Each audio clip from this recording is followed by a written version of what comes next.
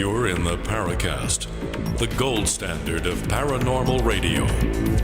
And now, here's Gene Steinberg. With Gene and with Chris, we're back at the Paracast. And you know, we've had so many great shows lately.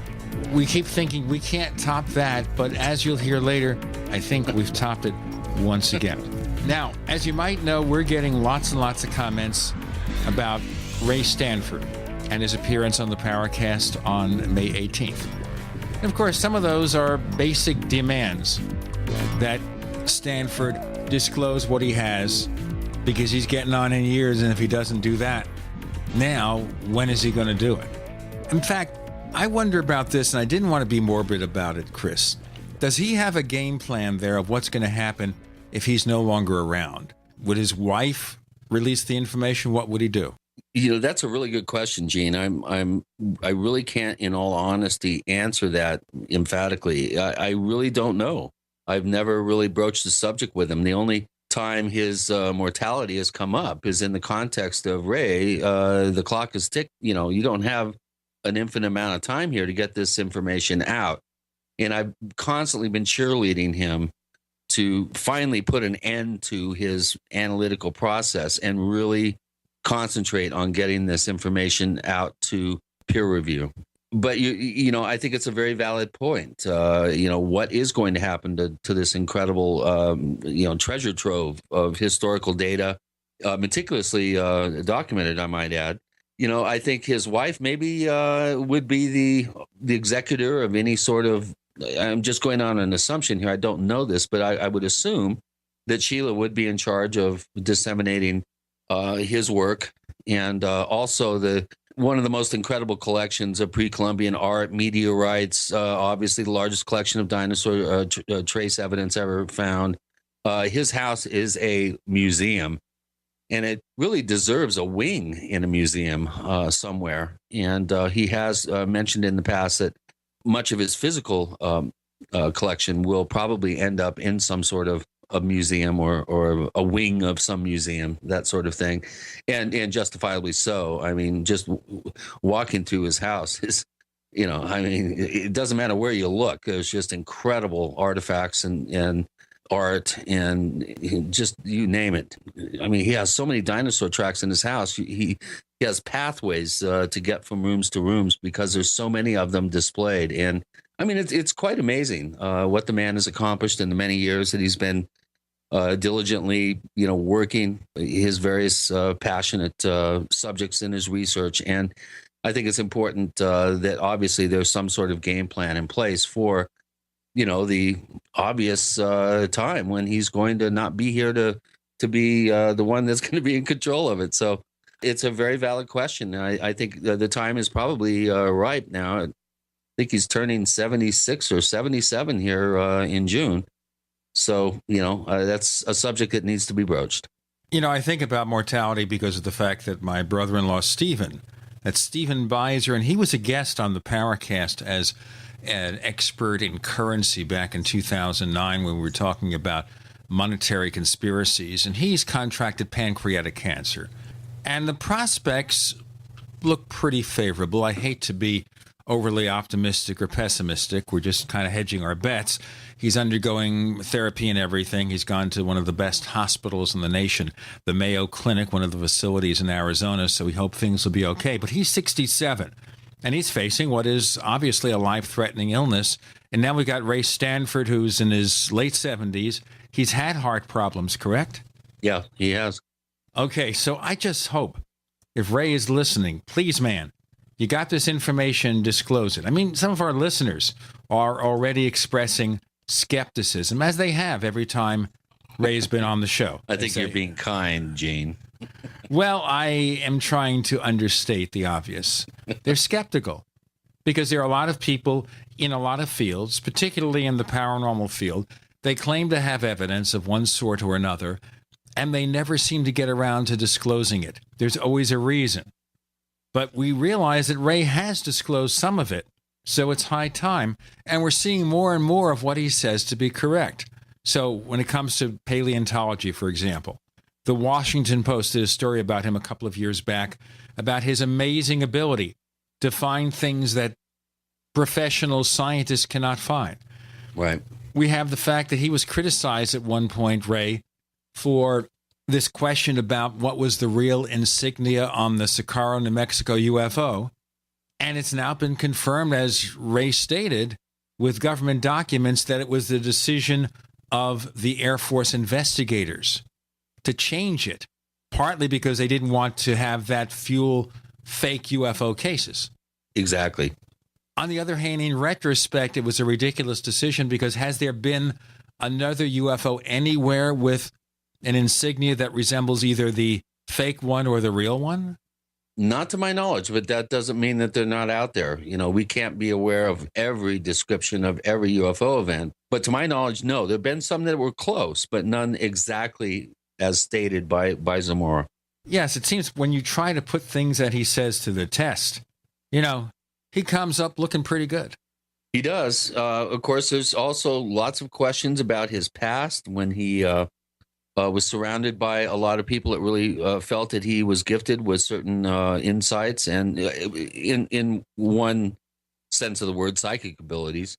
And I think in the late 60s, he started to fall out of that and really began to concentrate more on gathering physical evidence and scientific evidence that could be studied and possibly provide diagnostic insight into propulsion systems and that sort of, avenue of investigation and research. But yeah, I mean, I was involved in a rock and roll band in New York, and I did some things that I probably, wouldn't be proud of to talk about. Does that mean that those events and maybe bad choices that I made 40 years ago, should that be held against me today? Should that, in some way impugn my work in stalking the herd, about the cow mutilation phenomenon? No, we all ebb and flow through the times that we live in. And if someone has particular, heightened abilities for perception, for visual acuity and those sorts of things, if I had those abilities, I'd probably be dressed in a blue turban, speaking in a fake Pakistani accent, pontificating about all sorts of end of the world scenarios and whatnot. So, you can't. Swami Chris. We got Swami O'Brien. How about that? Swami O'Brien, or give you some kind of more exotic name. O'Brien is a pretty conventional name. You put your brain in the bull? Yes, no? The people here who are listening who are of Indian descent are going to be upset. We live in such a politically correct society now. In the old days, you can do an accent of any race, ethnic group. It didn't matter. As long as it's in the spirit of good fun and respect, we accept it. Now, who knows? Listen, today we have quite a guest. I know you were talking to me about his background, and I thought we had 5 shows here. So in the remaining minute of this segment, tell us more about George Wingfield. Well, I don't know. The man is an enigma. He's a very well-educated Englishman who was one of the first real crop circle researchers in the 80s with Colin Andrews, Pat Delgado, and a handful of others. He's soured on that particular field of inquiry and has maintained a presence for at least 25, 30 years at the Eureka Springs Conference every year. But I don't think he's ever written a book. I don't think he's contributed material to books. He co-authored, I think, a book fairly recently on UFOs. But the man is an enigma. I think the more time goes, water goes under the bridge, the more, how would I put this? The more he becomes like you and me, Gene. He's very, very doubtful about the claims of certain individuals in the field that have gotten a lot of press. So we're going to have a fun time. George has been there and been taking notes for a long time. You know what? Let's have him open up his notebook and tell us more. George Wingfield coming up next with Gene and Chris. You're in the Paracast.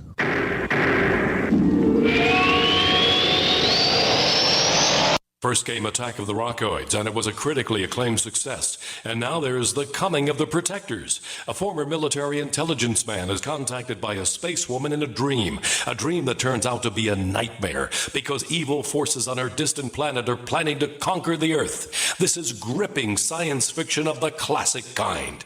Attack of the Rockoids and the Coming of the Protectors. Find out more at rockoids.com. That's rockoids, ROCKOIDS.com. So here's what happened. I was placing an order online. The site went down. It took hours before it returned, but I had already placed the order with another company. If your site goes down, you could lose business. And if you have a business or personal site, you'll want to know it's easy to run and it will stay online. At iWeb, your site is hosted on one of the most reliable networks in the world. Talk to a sales rep at iWeb.com. Use the promo code TechNightOwl for a special discount. Adam Miller here with Midas Resources. Today, May 21st, 2014, gold opened at $1288.50.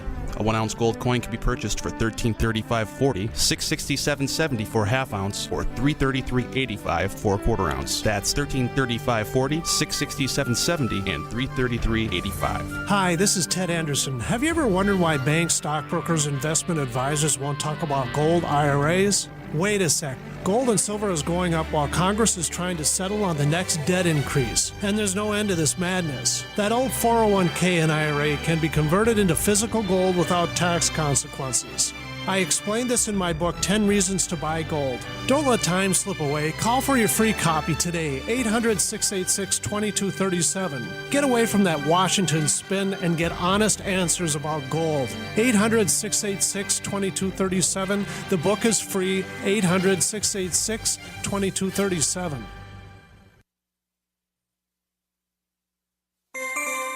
This alert just came in. This special announcement is for business owners and leaders of organizations who've been waiting for the right time to build. General Steel has made it impossible to wait any longer with rock-bottom prices that could save you thousands. That's right, General Steel, America's leader in pre-engineered structures, is offering buildings at prices you will never see again. Don't miss these prices. A 50 by 100 for $35,000. You heard right. That's 5,000 square feet for $35,000. Manufacturers, if you need a larger building, try a 100 by 100 commercial building for $129,000. You can't afford to rent with these prices. Imagine a 70 by 100-foot church building for under $69,000. With the economy improving and interest rates still at historic lows, you can't afford to wait. So call 866-91-STEEL. Lock in your price now. Call 866-91-STEEL. That's 866-917-8335. Question: could too many GMO foods and toxins be overloading your digestive and immune systems? Answer: yes. If you're searching for a powerful detox that's gentle enough to use every day, use Pro EM1 from Terraganics.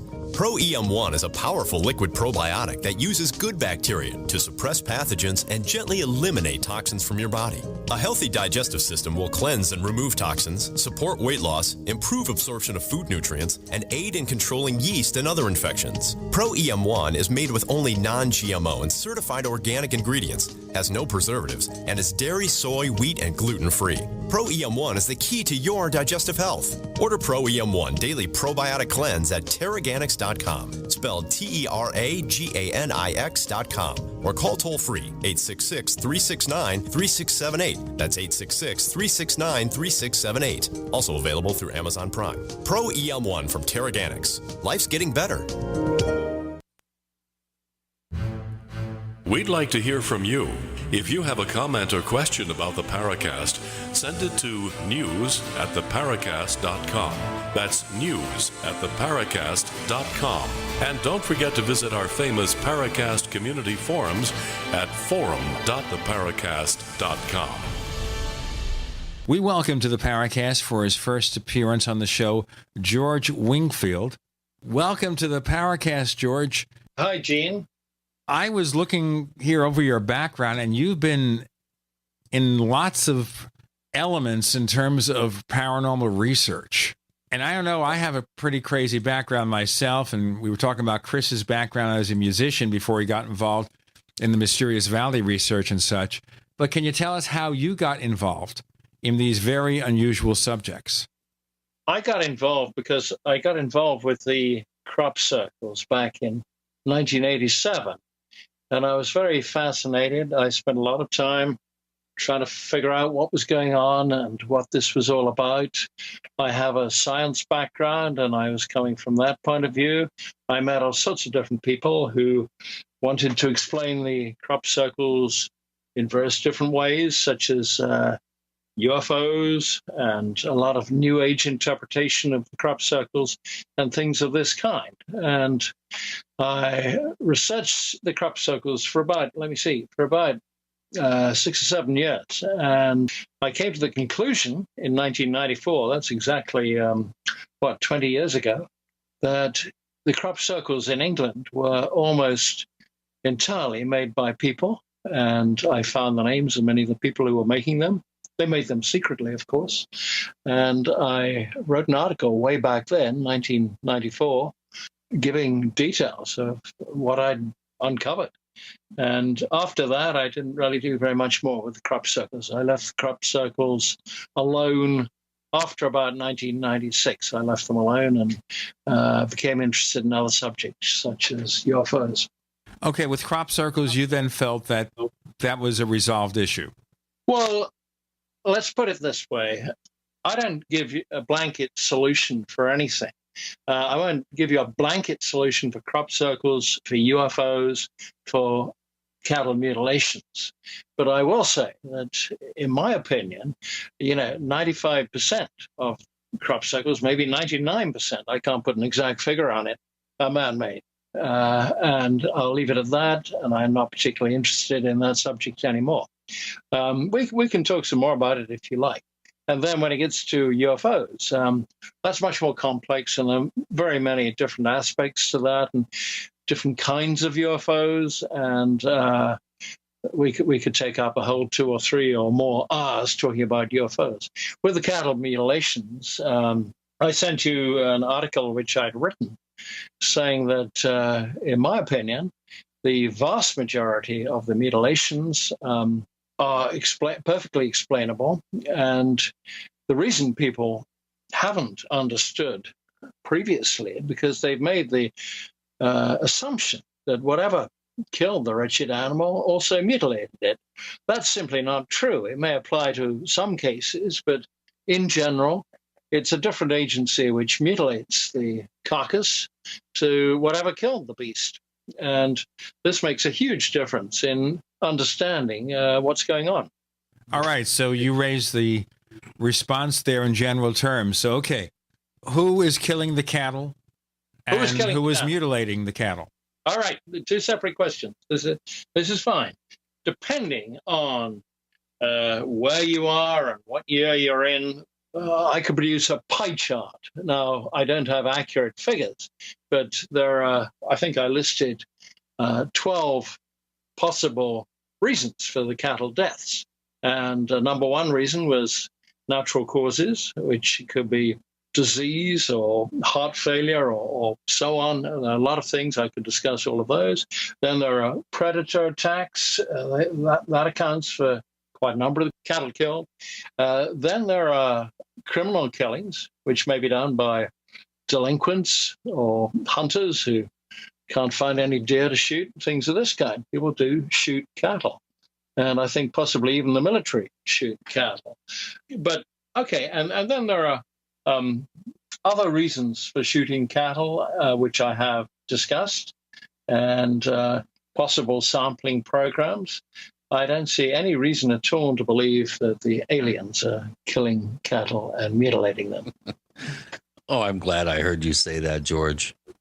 Well, one of the reasons I'm here is that I've agreed to come on the Paracast because I feel that I should speak up for the aliens. For 40 years, they've got a really bad rap, and they've been accused of killing and mutilating thousands of cattle all over America by certain people. You can think who's made this accusation. And at the same time, I think I ought to speak up for Satanists. The Satanists of America wish to say they've also been accused of these terrible mutilations of cattle. And there is no truth in these accusations. Well, yeah, I think we're getting the cart ahead of the horse here a little bit. Before we dive into the mutilation mystery, let me add one thing to that. Okay. This is a confession. I must confess that I have mutilated cattle myself. And I step forward and I plead guilty Oh, to my. cattle mutilation in the state of Arizona. And if you want to ask me about that, I'll tell you all the details. Well, I mean, you can't dangle that one in front of us and not have us immediately follow up with that. So, when were you in Arizona, and why on earth were you mutilating cattle? Well, I'll tell Besides you. going to your local McDonald's here in Phoenix or something. No, I wasn't murdering a Big Mac in the local McDonald's, not in that sense. No, I was mutilating real living cattle. And the reason being was that back in 1988, which is the year I first came to this country, I am British, of course, as I think quite a few people realize. I came to America. I worked for IBM in Dallas, Texas. And I then took quite a long vacation touring around Arizona. During some of this, I stayed with my cousins who ran a big cattle ranch, pretty well dead center of the state of Arizona. And there I had my brief career as a cowboy. It was very brief. It was intentionally brief. And Yeah, George, that's a scary thought. You as a cowboy. Me as a cowboy. Well, I bought all the kit, the boots, the belt, the hat, the everything in Dallas, Texas. And I thought I really ought to do this. And since my cousins ran this ranch, I said, right, here am I, I'm volunteering as a cowboy. And I tell you, they got us up to go out on roundup, which I did a few times, 5 o'clock in the morning. And you're riding these beat up old horses, Western style. I was dressed in all the right kit, and I went out and spent all day rounding up cattle in the desert. Now, in central Arizona, this is a place called Bloody Basin, which is on the Verde River. Just south of where I am, George. Where are you? I'm in Camp Verde. You're in Camp Verde. Oh, my Yes. God. I know Camp Verde. Well, I had no idea you're in Camp Verde. Bloody Basin is just up and over the hill from me. All right. Okay. Well, to get to you may know the ranch. To get to the ranch where I was a cowboy. We also want to find out more about this in our next segment, how you mutilated cattle. Okay. And why you didn't get caught. We have George Wingfield joining us. Lots more to cover with Gene and Chris. You're in the Paracast.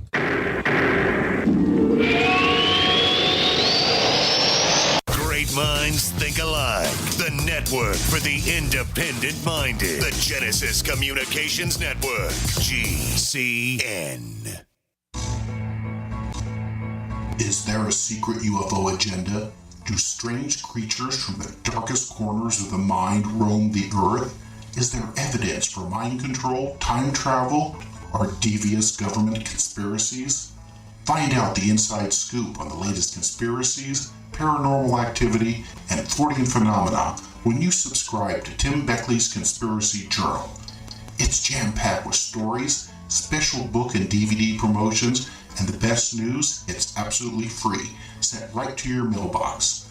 Plus, a bonus free email newsletter sent out every Friday.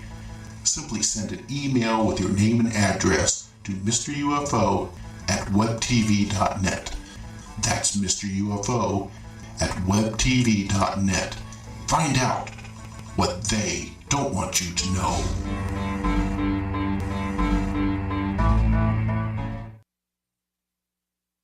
We live in a complicated society. Stressful issues are always popping up. Have you ever been treated unfairly by someone? Have you ever been overcharged for a repair? Have you ever signed a contract or a document worried about identity theft?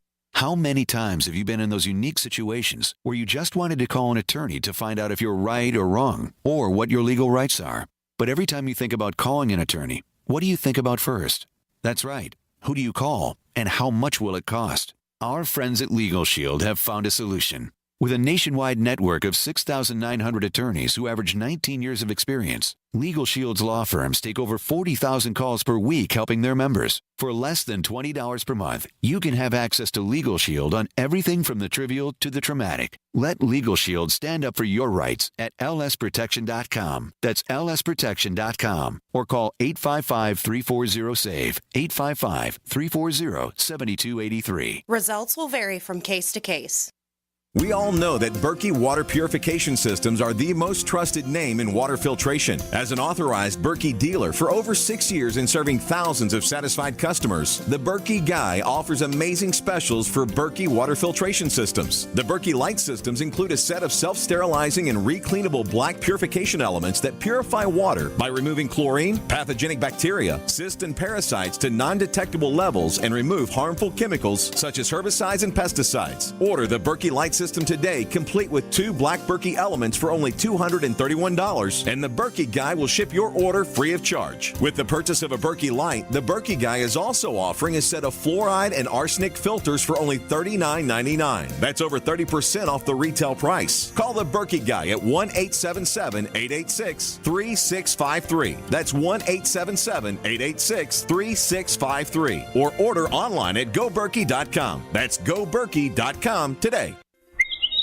Springtime is save big time at Herbal Healer Academy. Long-term customers know spring is the time to stock up at herbalhealer.com. And for new customers, welcome to the web's best place to save on vitamins, minerals, and more. Log on for spring specials, including our 500 parts per million colloidal silver, all sizes on sale. Choose from Herbal Healer's great variety of weight loss products like apple cider vinegar, Hoodia and Metabolic Complex, and Pro Metabolic, all on sale now. Also, the anti-parasite intestinal freedom and Warwood Plus Complex, plus stevia liquid sweetener and the super enzymes, all on sale for spring at herbalhealer.com. As always, we offer certificate correspondence courses in natural medicine. Enjoy same-day shipping and free online newsletter. Log on now to herbalhealer.com and click on Spring Specials to save big with our nation's leader in supplying quality natural medicine and education since 1988, Herbal Healer Academy.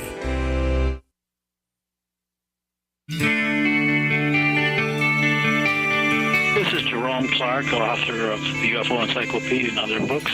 You're listening to the Paracast.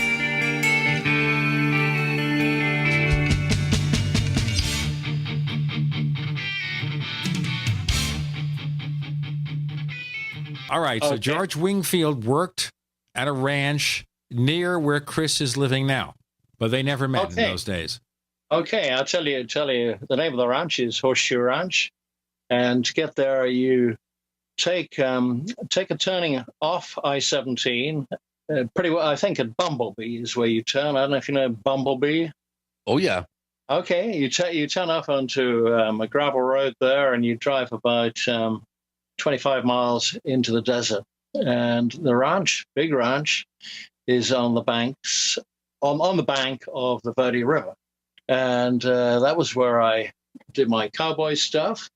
And having rounded up cattle, there were certain things the cowboys had to do. There were several of us, and we got them all in a big stockade. We drove them down a chute, sort of metal gangway, clamped them to keep them still, and then we had 3 tasks to do. First of all, I'd brand them, the red hot branding iron. Next, you would inject them with a huge hypodermic, absolutely huge. It was about probably 18 inches long and 4 inches in diameter. It had a lot of stuff in it, antibiotic and stuff. And the third task was to clip their horns off. Now, you have a huge pair of sharp shears, and these poor animals, you clip both horns off until you've really got a flat stump, and the blood pours out of the roots of the horns. Okay, well, this is mutilating cattle in 2 different ways, certainly. Branding them and clipping their horns off. Yeah, those poor beasts. I can tell you, they hollered and they bellowed, and the noise was unbelievable. The smell was unbelievable.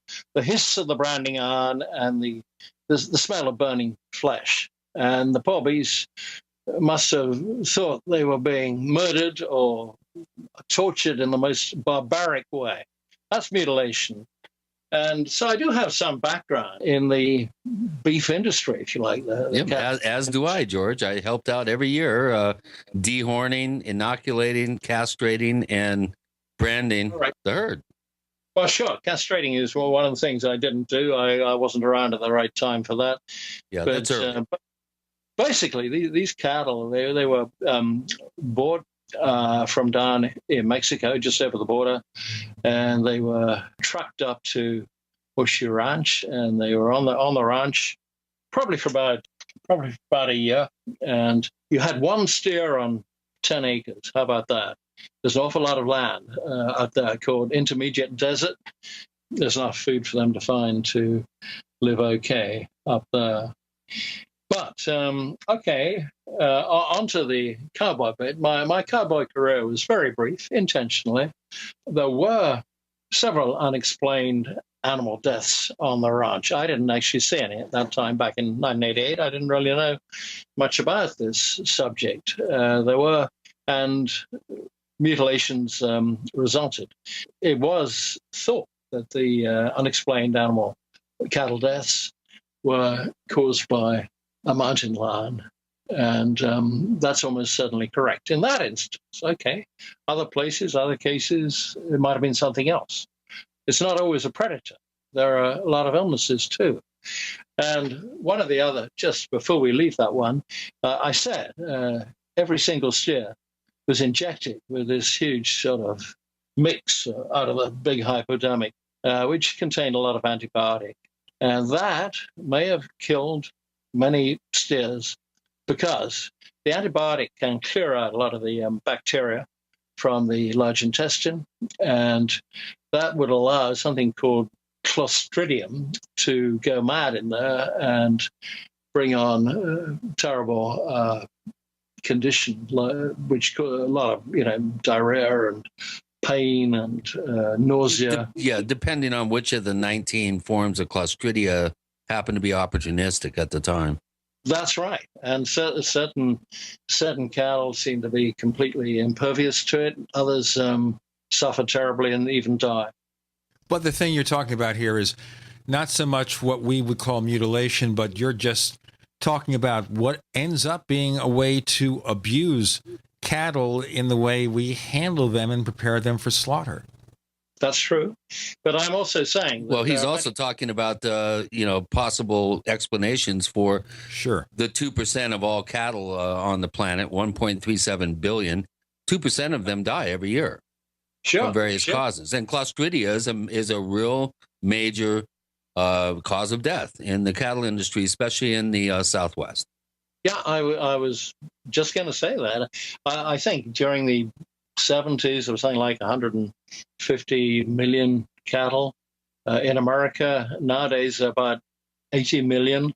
An awful lot of these are in feedlots and stockyards. But if you consider the rest who are out on the range or in pastures all over the country, the wastage rate, for whatever reason, is perhaps 1%, maybe 2%. I don't know. That's an awful lot of carcasses which you're going to find. Correct. Out on the range. And my other point is, I said, okay, the mutilations are separate, and I believe very firmly that most of the mutilations can be explained by avian scavengers, and in particular vultures. So why do we have people who think there's some kind of paranormal explanation that maybe ET is doing it? Well, I think because, and obviously it's a mystery. You go out in some remote pasture, and there is a carcass, and very often, if it's been there for any length of time, if it's been there for even 12 hours, not just 24 hours, it's mutilated, and the mutilations are done by birds, mainly vultures. Well, I think that's perfectly normal. but vultures, also raptors, magpies are a big one in the Rocky Mountains. Sure. There's various animal, feathered creatures that are obviously opportunistic and look for, an easy snack. And of course, the first way they're going to attack the animal is attack the soft tissue organs. That's right. Absolutely right. Sure. And the vultures in particular, which are big, big birds, they have a 6-foot wingspan, the turkey vultures. They sort of cruise, they glide endlessly on thermals, very high up. As soon as they see a fresh corpse, a carcass, they will go right down to get stuck into eating the soft tissues, you say. And very often there are several of them at a time. There might be 5 or 6. Well, if there's 1, there's going to be 2. If there's 2, there's going to be 10, basically. Yeah, you're right. Absolutely right. Yeah, but again, George, anyone out there in the audience that's, has any sort of interest in this subject, especially those who have read my book, Stalking the Herd, understand that there is a natural process that occurs in nature when an animal dies out on the range. And if an amateur comes along and sees what is fairly mundane scavenger action, it appears high strange, especially if they've read an article in the paper stating that there's cattle mutilations in our neck of the woods here. And so that has a tendency to, to get people looking, and people that aren't veterinary pathologists, that don't have the training, are not aware, in toto what they're seeing. So, yes, that does explain a sizable percentage of cases. I'll be the first one to admit that. And I've been saying this for many years. Of course, we could get into the whole subject of why certain individuals in the field have used this particular mystery as a sensational way to create headlines and create a career. Did I say that, Gene? I think you said it, and I think we're going to run out of time with this segment, but I'd like to pick up on that in our next segment, maybe, George, where let's talk about it. Let's name the names of the people who have glommed on to the subject of cattle mutilations, and that the fact is they are exploiting it for their own gain, not to solve a mystery. Let's get into that. Next segment with Gene and Chris. You're in the Paracast.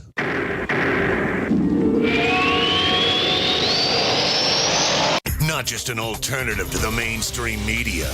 We're the premier independent talk radio network. We are GCN.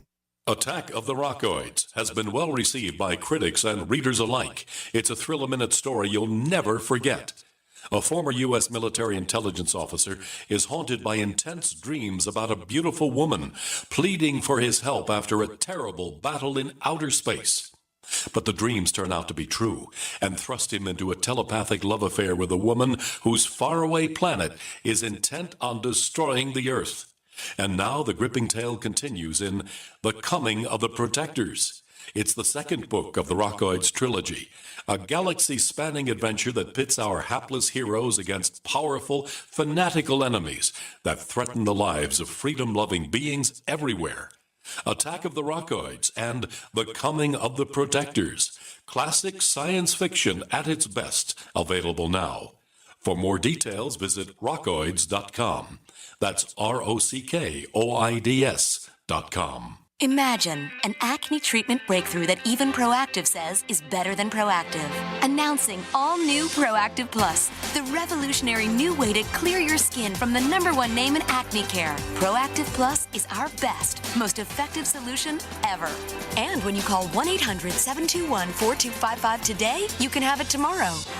Proactive Plus is the modern acne miracle that treats your skin beautifully. The plus means more. More precise, targeted medicine for faster, gentler acne prevention. And more skin-loving solutions so your complexion can look bright and beautiful. I am just so happy with Proactive Plus. I don't think my skin has ever looked this good. Call 1-800-721-4255. Be one of the first to try Proactive Plus. Guaranteed 100% risk-free. You won't see this limited time offer on TV. It's a radio exclusive.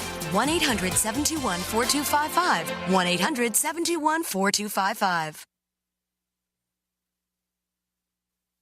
Americans have always been ready to defend, to serve, and to honor those who defended and are defending all of us. So this month, the Freeze Dry Guy honors and serves Americans with our meat, rice, and potato sale. Our unit includes 4 number 10 cans of quality Mountain House cooked diced beef, ground beef, diced chicken, white rice, and 2 cans of FDG dehydrated diced potatoes. 158 servings per case unit. And during the Freeze Dry Guy's meat, rice, and potato sale, get 1 case for only $1.79. 2 cases for only $3. $3.55, or get 3 cases for only $5.15. And all come with lots of valuable freebies. For details, click freezedryguy.com and hurry. Sale ends soon. Go to freezedryguy.com or call 866-404-3663. That's 866-404-FOOD. Plus free shipping to the lower 48 states from the Freeze Dry Guy. The finest freeze-dried and dehydrated foods available anywhere for long-term storage.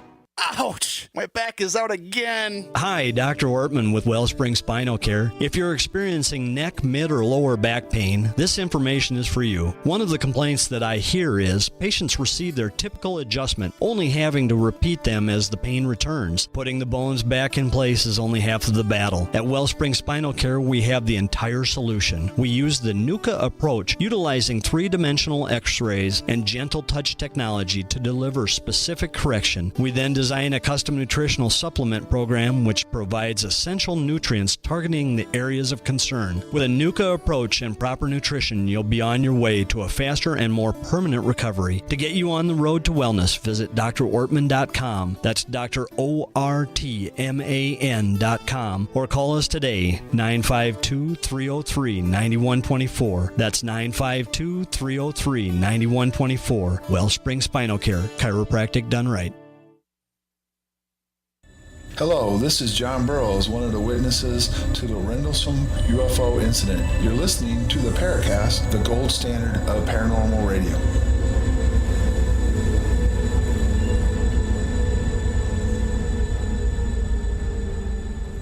Okay, so when it comes to cattle mutilations, the point being here is that you can find conventional explanations all over the place, but some people say it's some kind of unknown paranormal phenomenon. It's creatures from another dimension. It's the UFO people. Let's name the names, George. Why are they doing this, and who are they?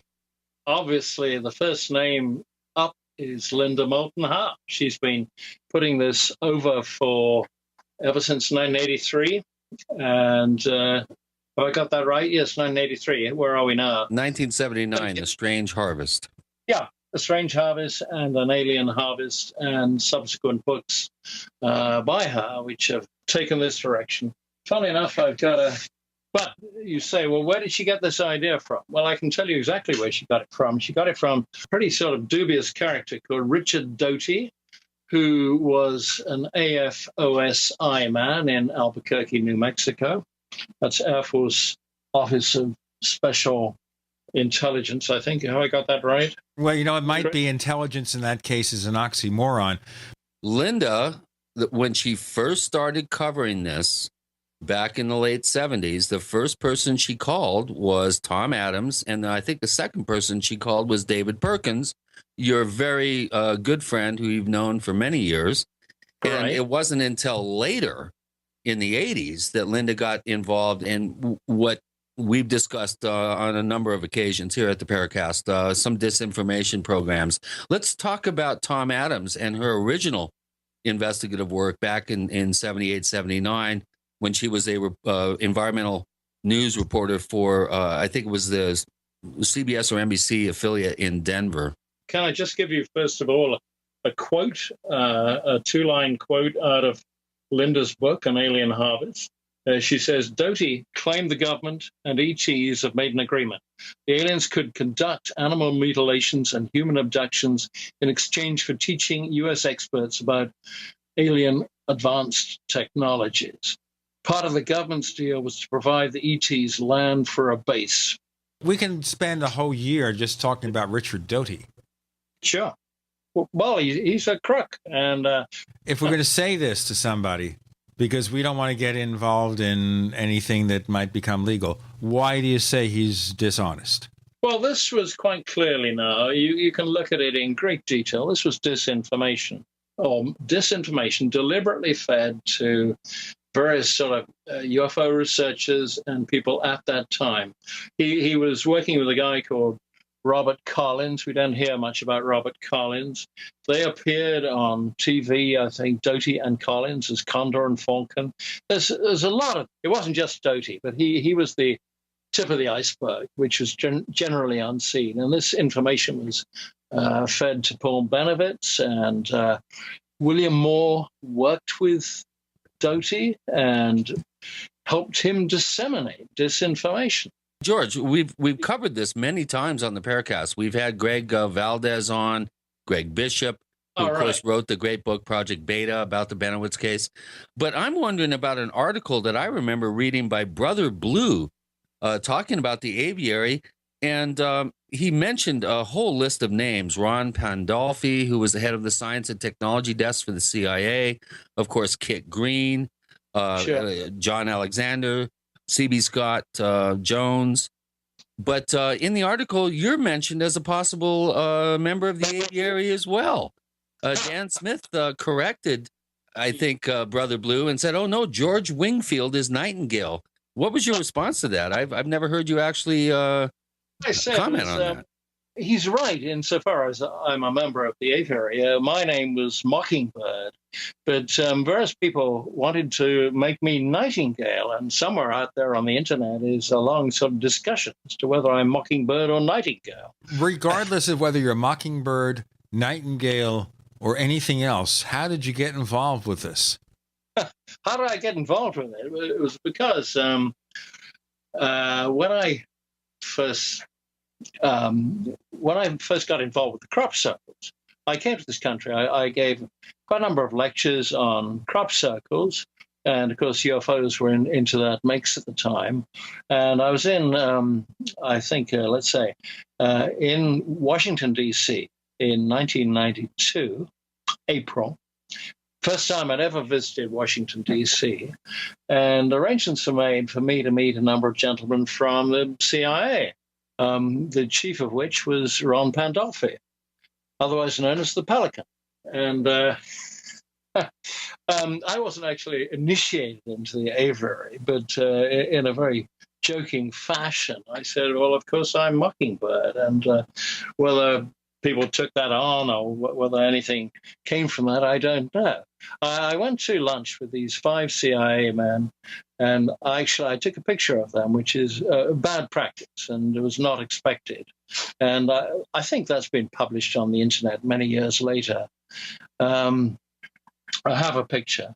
And they were interested in, I thought they were going to be interested in crop circles, why I'd been asked, but they weren't particularly interested in crop circles at all. They were interested in the people involved. They were interested in UFO people.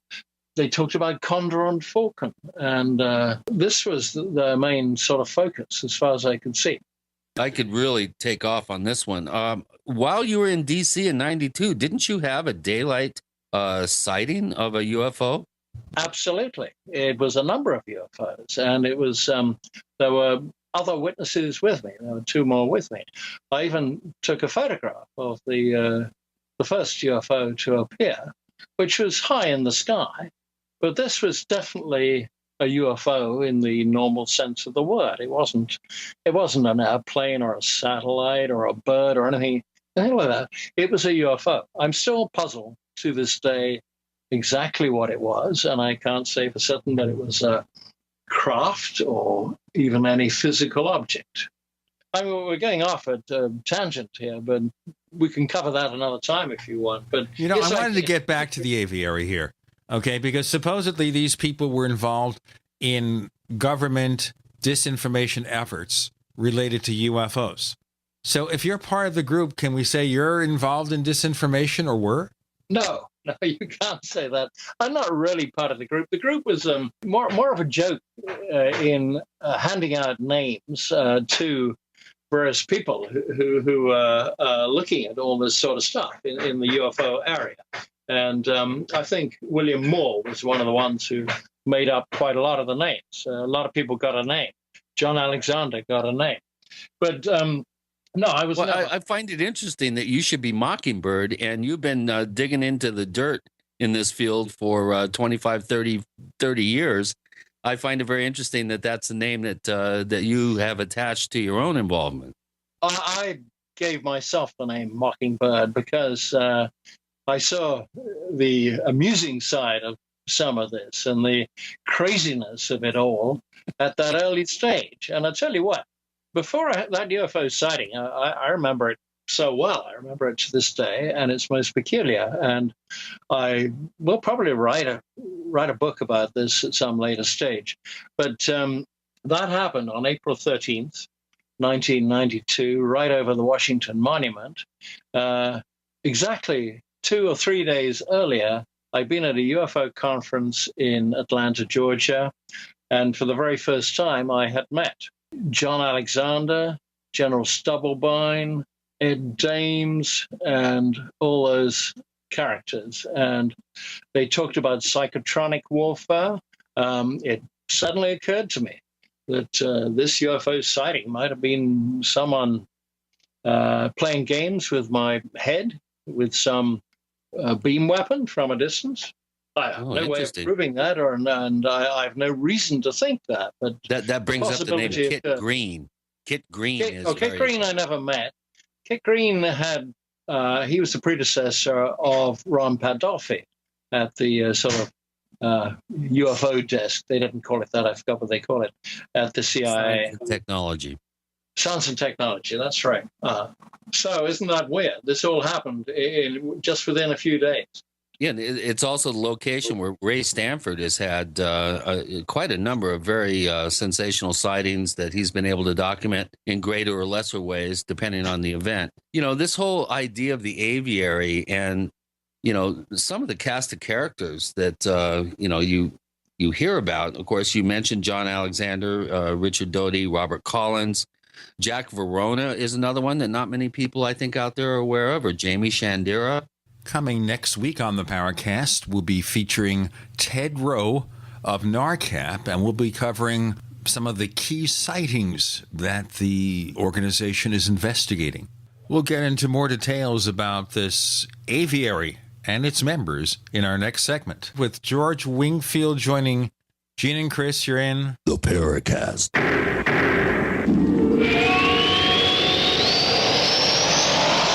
Free from the shackles of corporate America, we're the place for independent thinkers. GCN. Hi, this is Ted Anderson. If you'd like to listen to GCN programs on the go, I have great news. GCN has created a Droid and iPhone application, and it's free. Just as easy as going to GCNlive.com, click on the banner, and download. Before you know it, you'll be listening to your favorite hard-hitting GCN shows, live or on demand, right on your Droid or iPhone, 24/7 and on the go. So download the Droid and iPhone app free by clicking on the banner at GCNlive.com. Thanks again for listening to GCNlive.com. Again, that's GCNlive.com. We the people grow cotton, weave fabric, engrave ink, embed strips and fibers to protect from counterfeit, then carting to a private bank, having it lent back at interest, forcing taxes to service debt. This capitalism, or was Jefferson correct when stating a central bank issuing the public currency is a greater menace to the liberties of the people than a standing army? Hi, Ted Anderson. I'm placing a free silver dollar in a book that explains our monetary system. Call for your copy, 800-686-2237. It's time to understand the system. Call 800-686-2237. That's 800-686-2237. Don't complain about your cable bill going up and up and up. Do something about it. Grab a pencil and jot down this special number, 1-855-905-MY-TV. The more cable TV rates go up, the better digital satellite TV looks. Say goodbye to the cable guy and get more of your favorite channels in 100% digital quality for less money. Call 1-855-905-MY-TV. Sign up for packages starting as low as $19.99, and there's no equipment to buy. You get free HD TV upgrade, a free DVR upgrade, and free professional installation. You control what you watch when you watch it. Record your favorite shows, pause and rewind live TV, even skip the commercials. Watch local channels too. At just $19.99, what are you waiting for? Pull out your major credit or debit card. Call 1-855-905-MY-TV. 1-855-905-MY-TV. Say goodbye to the cable guy. Cut costs and get more. 1-855-905-MY-TV. 1-855-905-MY-TV.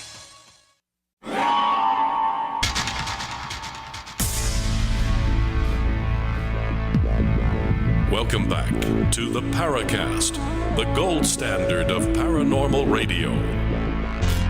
And now, here's Gene Steinberg.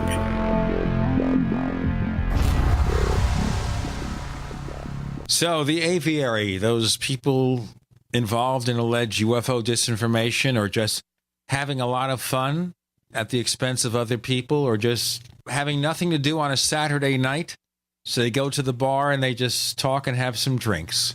Or none of the above. George Wingfield?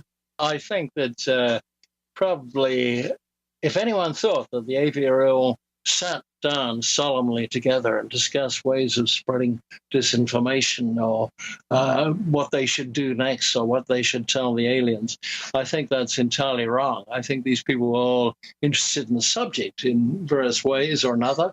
They may have had agendas, probably separate agendas rather than all the same agenda. But my particular interest is why was disinformation being fed via Richard Doty to all these people down in New Mexico.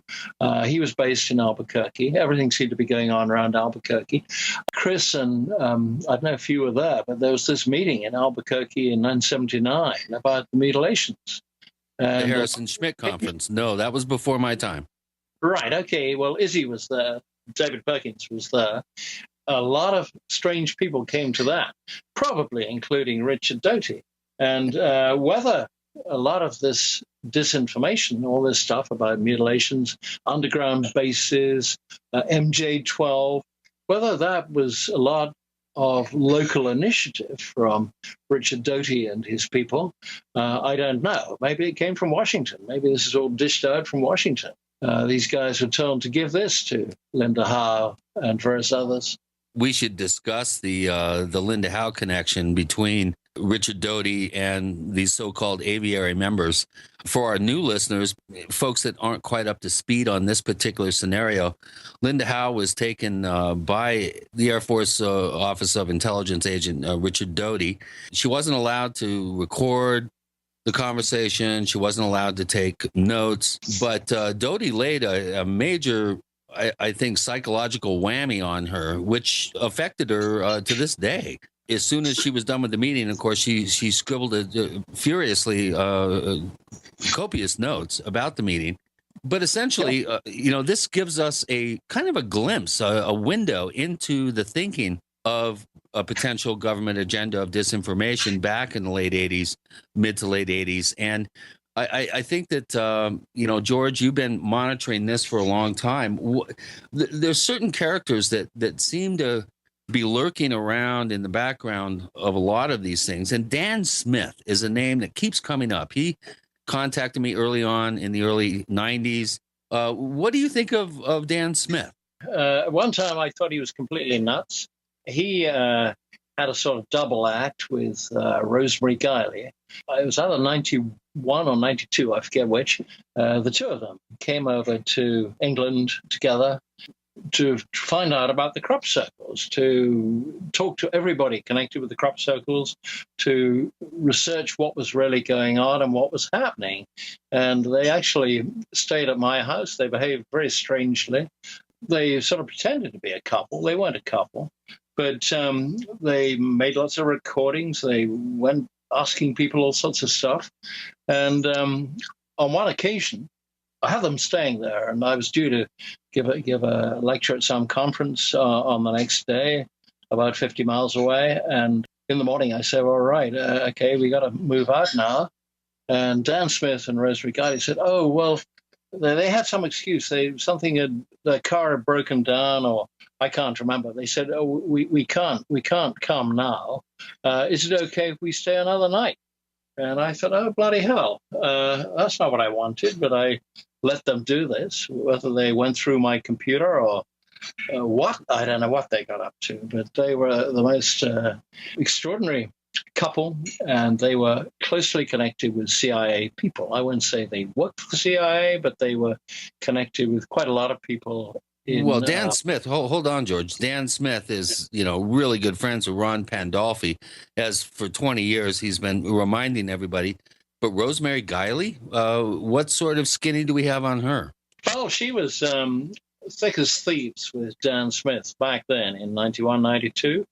And she wrote a lot of articles on these subjects. She certainly UFOs, crop circles, all sorts of paranormal things of this kind. And she, the two of them worked as a team at the time they came to Britain. Interesting. Well, let's fast forward a couple of years to 1994 and the disappearance of a Navy ship, a destroyer that you were looking into. And I seem to remember a story that you gave a presentation at a conference and then were accosted and like physically assaulted by two shadowy figures that told you to cease and desist. Well, what was this, Chris?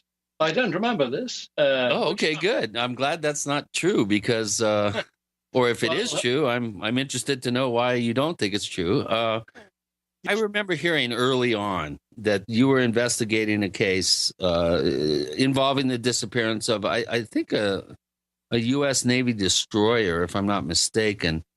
I'm going off the top of my head here. And that you were, pretty much given a wake-up call and told not to dive into this. Is this true? No, I don't think this is true. I mean, the only disappearing ship I can think of is the alleged Philadelphia experiment, which I think the whole thing is a hoax or unbelievable. You know what I'm talking about, I take it, and I don't think any of that was true. Right. Well, some people have said that John Keel and Ivan Sanderson came up with the original story as a joke at a party, and it grew legs and flew away. But so you were not told to cease and desist any sort of investigation or further follow-up about that? No, I think this is just a story. I'll tell you a lot more about the disappearance of MH370, but that's another topic. Well, you know what? Having raised it, let's pursue it. Tell us more. Okay. Well, very, very, very, very briefly to sum it up, what comes to me is the only possible explanation is that the captain of the airliner, who's Captain Zahari Ahmed Shah, he was a very skilled pilot. He was very senior in Malaysian Airlines, and he, I think, committed suicide and took the whole plane with him. Just to sum it up, he must have been the one. He had to have been the one who turned off the transponder on the ACARS equipment, which meant that the plane became invisible to this civilian air control. And I believe, I can't prove this, that he made some kind of a demand or threat to the Malaysian government. And if they didn't do what he wanted, the airliner would never be seen again. And there was absolutely no chance that they could do what he wanted, which it has been suggested was to release the leader of the Malaysian opposition, who had been just convicted to 5 years in jail for a trumped-up charge of sodomy.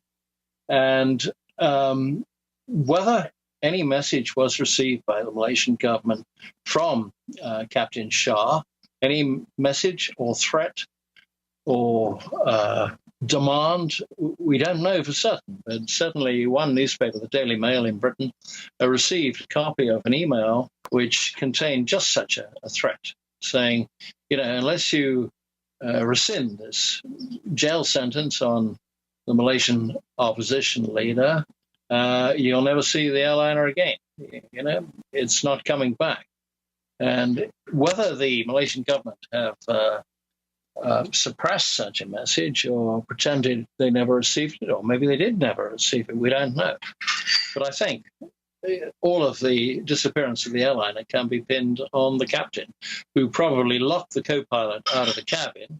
He asked the co-pilot to go and get him a coffee or something and then locked him out.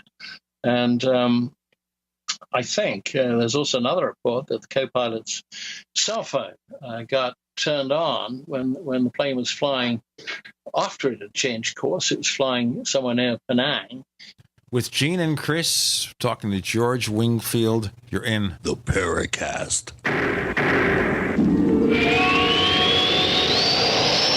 Do you need a website? Well, you can get a great deal on hosting services with Namecheap's legendary coupon code. They're offering substantial hosting discounts on shared hosting, business hosting, VPS hosting, reseller hosting, and even dedicated servers. Namecheap is preferred by millions. It's backed by a money-back guarantee. Use the coupon code LEGENDARY to cash in on the special deal at namecheap.com, namecheap.com. First came Attack of the Rockoids, and it was a critically acclaimed success. And now there is The Coming of the Protectors. A former military intelligence man is contacted by a space woman in a dream that turns out to be a nightmare because evil forces on her distant planet are planning to conquer the Earth. This is gripping science fiction of the classic kind.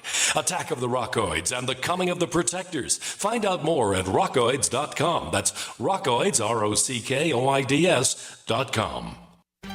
Gold isn't for you? Ted Anderson, president of Midas Resources, one of the world's premier gold and precious metal investing firms. I get it. You wouldn't buy gold if you believed that the government is doing a great job, that the Fed will stop handing out trillions of dollars like bailout candy, that Social Security would be there for you. That's not what's happening. You might even pass on gold if the stimulus package wouldn't fuel inflation, or that the dollar wouldn't lose value, or that your retirement would be secure. If all looks rosy to you, then now is not the time to buy gold. For the realists, there have never been more sobering reasons to diversify with gold. Since 2001, the U.S. dollar index has tanked 30% while gold has risen 300%. Right now, savvy investors are adding gold to their portfolios. You should too. Find out what they know. Call us and I'll send you 10 reasons why gold will do very well, free. 800-686-2237. 800-686-2237.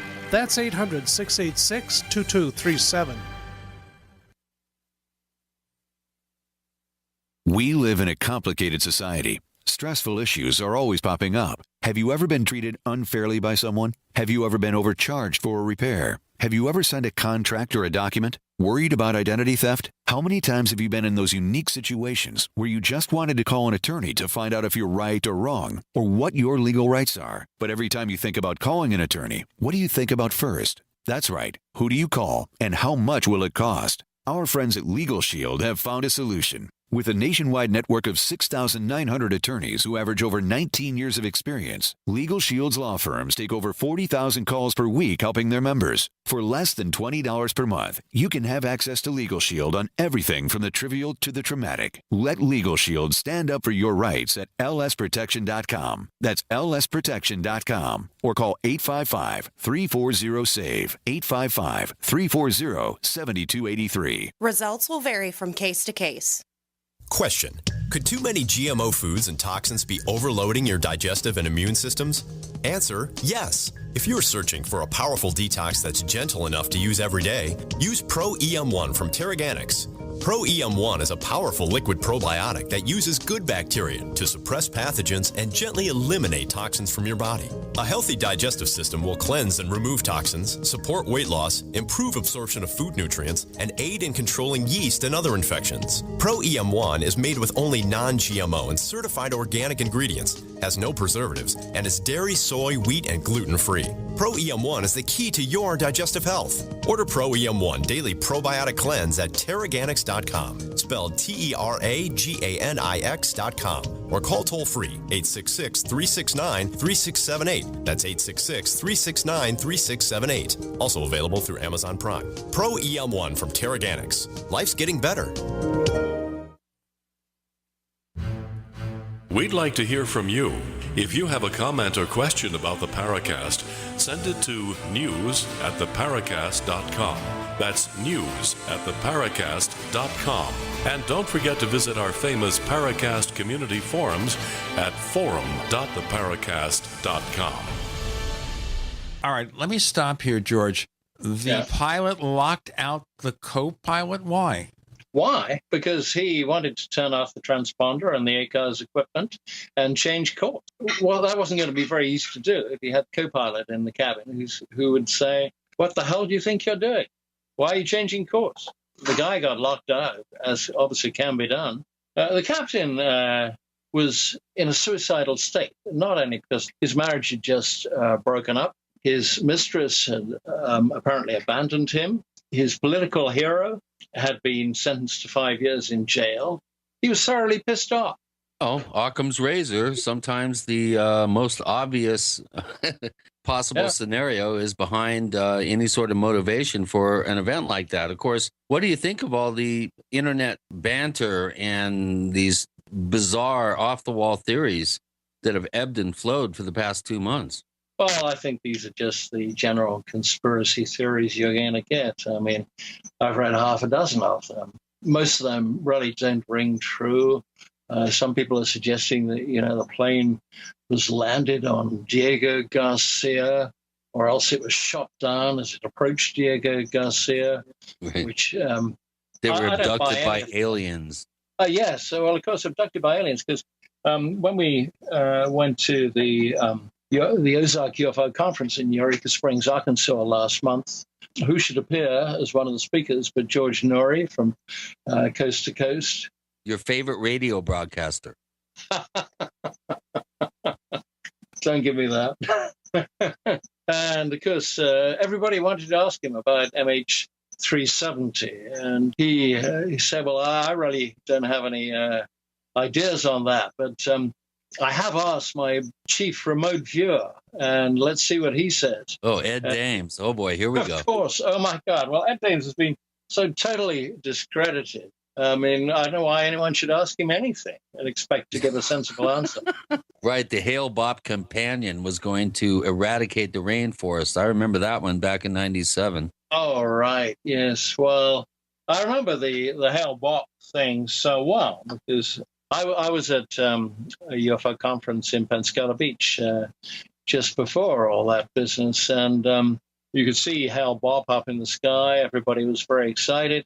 And then we had this thing. There's the I forget exactly when it was proclaimed as the companion to Hale-Bopp, which is flying along behind. This is what led to the Heaven's Gate people.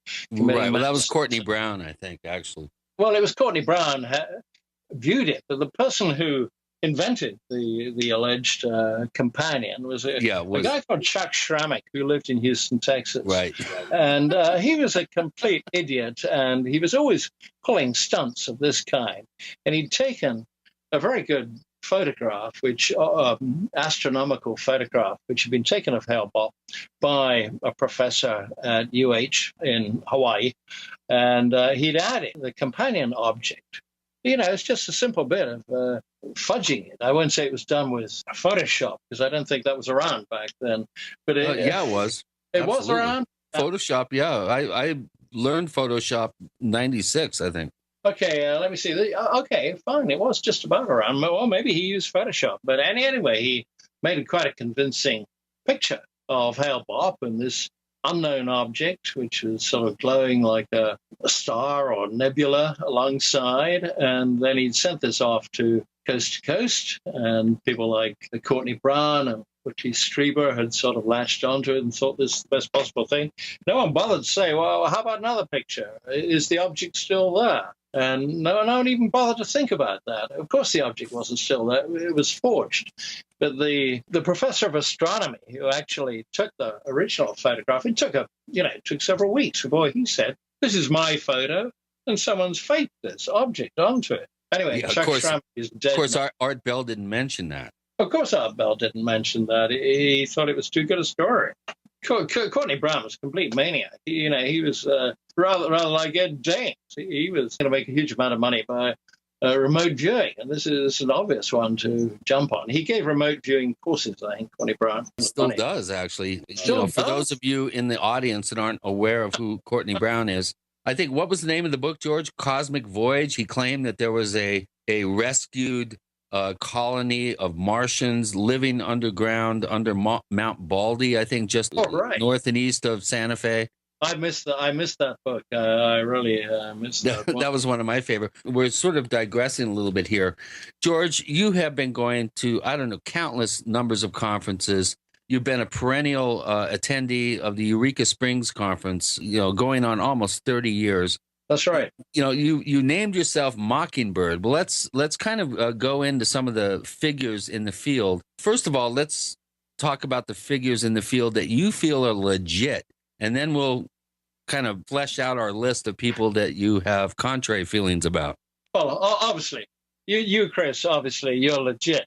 But you collect. I mean, I've been reading your book and hugely enjoying it. And there's a huge amount of strangeness from all sorts of different figures. I do notice that with books like yours, occasionally some name pops up who I know to be a complete maniac, and I wouldn't believe a word he said. I was just looking through your book just now, and the name which struck me, of course, was Tony Dodd, who's British. And I thought he was complete nut. So I wouldn't bother too much with what he said. Okay, other researchers who I have great respect for is David Marler. Did you ever read his book, Triangular UFOs, which came out last year? Right. You contributed, I think, a chapter in that, didn't you? That is correct. Yes, I did. And you and Philip Mantle is another one that springs to mind. And, of course, we could go in and talk about the Ray Santilli, Bob Kiviat alien autopsy fiasco, but continue. It was a complete fiasco. Ray Santelli, we'll talk about that separately. And I did research that one and came to the conclusion the whole thing was complete fake, complete hoax, and not to be believed. But I listen a lot to, I think John Alexander is good. Of course, a lot of people will say, oh my God, he was the Penguin. And he may have been involved with all sorts of disinformation, and you shouldn't believe a word he says. But I believe a lot of what John Alexander says, and I listen very carefully to what he says. And I have had quite a bit of email contact with John.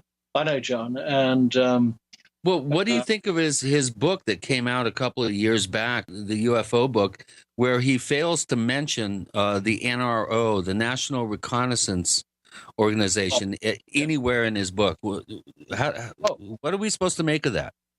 I hadn't actually thought about the failure to mention the NRO. Obviously, what you have to make with John is that he was in the military. He has certain oaths which he obviously had to take in the military, which apply to the day you die and beyond. And there are a number of things you simply cannot talk about. And one of these things, of course, I wanted I don't know. You can, I think Nick Pope says in his book, is you neither confirm nor deny, NCND. Okay. George Wingfield joins Gene and Chris. You're in the Paracast. The nation's largest independently owned and operated talk radio network. The Genesis Communications Network. GCN. Graphic Converter is the image manipulation tool for the rest of us. It does not use any database. You get full control of all your files. Want to view the images of a folder? Drag it into Graphic Converter and a powerful browser opens up to show your image files. You could use it for slideshows. You could use it to import images from digital cameras or from scanners. Need to do some image editing? You can do that too in Graphic Converter. Also print catalogs. Convert from so many formats I can't even list them. Download now to see if Graphic Converter is good for you, like 1.5 million other users. Guess what? You could save money when you buy Graphic Converter. Use the coupon code Night Owl. Use the coupon code Night Owl to get a special price for Graphic Converter. Go to lemkesoft.com. That's LEMKE soft.com. lemkesoft.com. LEMKE soft.com. Great news, pure water lovers. BigBerkeyWaterFilters.com has a special discount offer for all GCN listeners. You can't do better than a Big Berkey for economy. For only 1.7 cents a gallon, a single set of filters can last for 5 to 10 years. There's none better than a Big Berkey for emergency preparedness as a backup water source. And you just can't beat a Big Berkey to remove dangerous chlorine, all types of fluoride, pathogenic bacteria, cysts, parasites, and unhealthy byproducts from municipal water. Berkey water filter systems are even powerful enough to purify stagnant pond water. For the gold standard in water filters, get a Big Berkey at BigBerkeyWaterFilters.com. And all GCN listeners get 5% off all ceramic filter systems. For details, call 1-877-99-BERKEY. That's 877-99-BERKEY. Big Berkey Water Filters, for the love of clean water. I will never forget the day my son Jeremy told me he hated me and slammed the door in my face. I'm behavioral therapist Janet Lehman. Behavior problems can turn the child you love and your life into a nightmare. That's why my husband James and I created the Total Transformation, the step-by-step program that shows you how to fix the worst behavior problems and get your child to respect and listen to you again. No matter what the behavior, defiance, backtalk, angry outbursts, disrespect, we can help you stop it. Now you can get the Total Transformation for free. All you need to do is get the program and let us know how it works for you. You can keep it forever for free. Limited number of free programs available. Call now. 1-888-912-1595. 1-888-912-1595. That's 1-888-912-1595. 1-888-912-1595.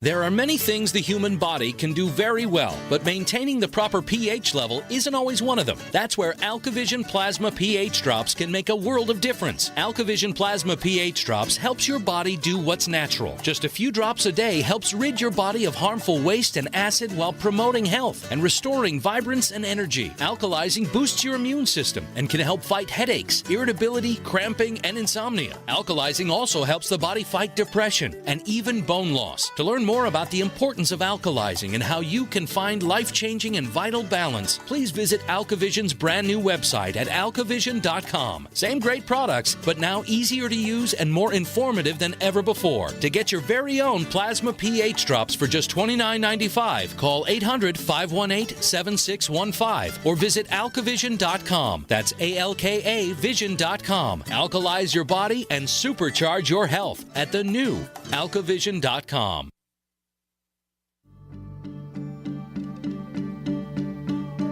Hi, this is nuclear physicist lecturer Stanton Friedman. You are listening to the Paracast, the gold standard of paranormal radio.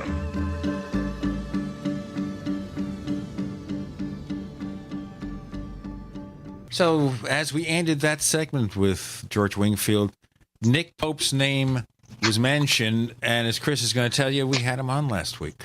Yeah, absolutely. And he I know, is a straight and honest researcher. I respect what Nick says, and I think his book is fantastic. I really, really do. But I'm being dragged off. I was talking about John Alexander, and I hadn't quite finished with him. Well, please continue, because I want to get into Bigelow and Bob Lazar forming a corporation together and a bunch of stuff. Absolutely. Yes, of course. But John Alexander, okay, we're aware that there are certain things he simply cannot talk about. And I zeroed in on one thing, which I thought I really had to ask him the question. And the question, of course, is, what do you make of the Cash Landrum business in 1980? You know the story of Cash Landrum.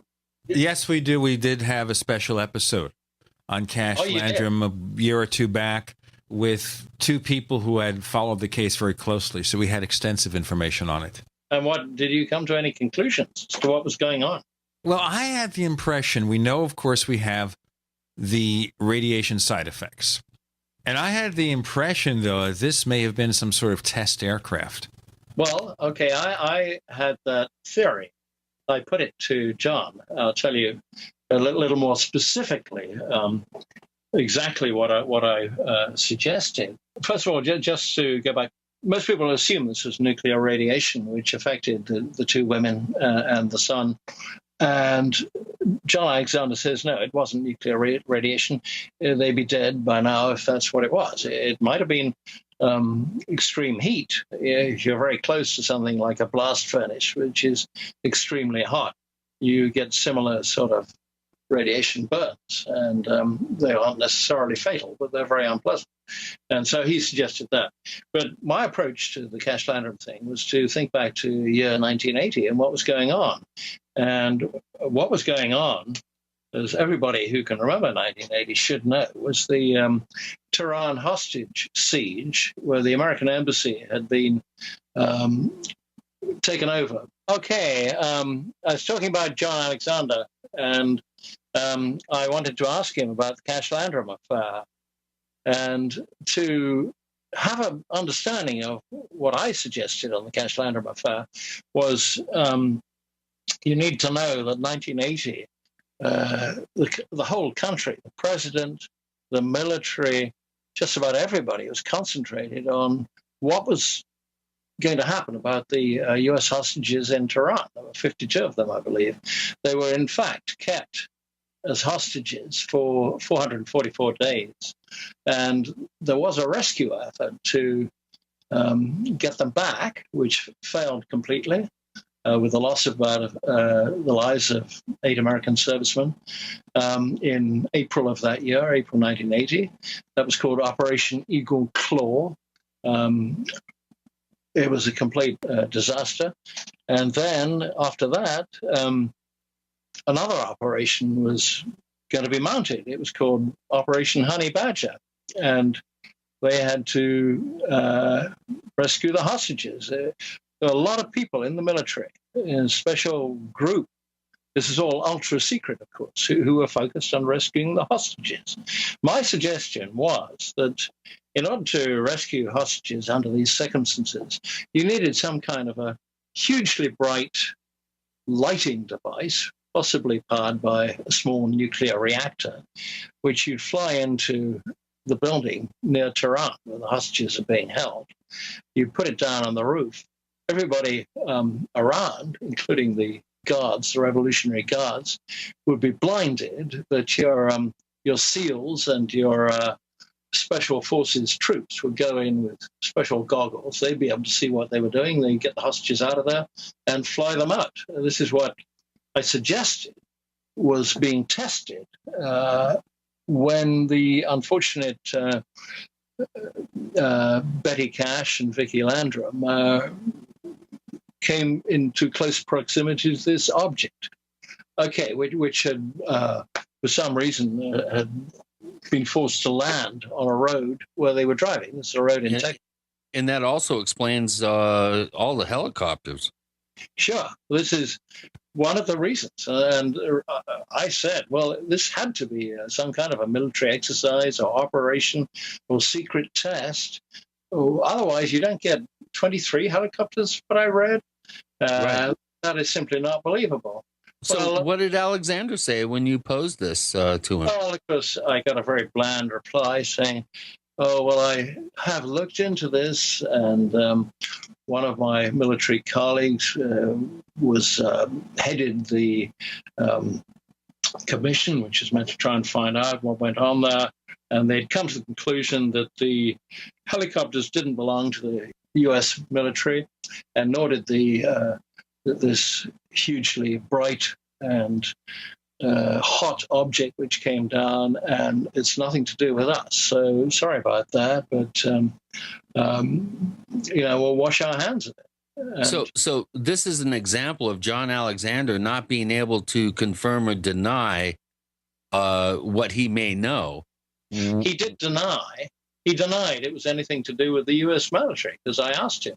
And there are two ways of looking at that. If you think it was with the U.S. military, which I still do, he's lying. And otherwise, he just wasn't in the loop. This is ultra secret, and maybe he just wasn't in the loop. Well, who else in the field do you have? Do you hold in some esteem? In terms of, you mentioned Nick Pope, you mentioned John Alexander with a caveat, obviously. David Marler, I mentioned as being a really sound and thorough researcher. There are quite a few others, but I think the most important person to mention is Jack Valet. And I'm sure you know that Jack Valet, who I always regarded as the leading researcher when it came to the UFO subject, parted company with the rest of the UFO community. In fact, he was almost drummed out by MUFON. In 1988 at the MUFON Symposium. I think it was 92. Would it have been? No, it was 88 when they booed him off the stage. It was the year before Bill Moore. I could be wrong, but that's my memory. Okay. I have a little... I have just a little couple of lines here which he wrote at the time. And he said, as a scientist, I've come to the conclusion that a genuine UFO phenomenon exists. It is physical and it is unexplained. Therefore, I continue to investigate the sightings in the field, and I claim that they represent an opportunity and a challenge to science. I speculate, although I cannot prove, that a non-human form of intelligence is involved. In saying so, I am something of an irritant to the skeptics. At the same time, however, I refuse to align myself with the extraterrestrial party line. I realize that my position is unpopular. If I was so blind as to ignore it, I would be reminded of it immediately, because believing in extraterrestrials has become a matter of faith, not a subject of scientific debate. Couldn't have said it better myself. Absolutely right. I mean, he's the man we should all be listening to, I think. And I've been touting his wonderful insight and creative out-of-the-box thinking for many years, including many times on the Paracast, as Gene will attest. And, of course, he's been on the show several times. He has he? Yes. The last time we had him on only for an hour, unfortunately. I don't know whether he does public appearances much anymore, but it was always very informative. We've tried here, and I think that puts us almost alone among radio shows on the paranormal, to think out of the box, to try to stretch our boundaries. We have George Wingfield doing some boundary stretching right now. More to come with Gene and Chris. You're in the Paracast.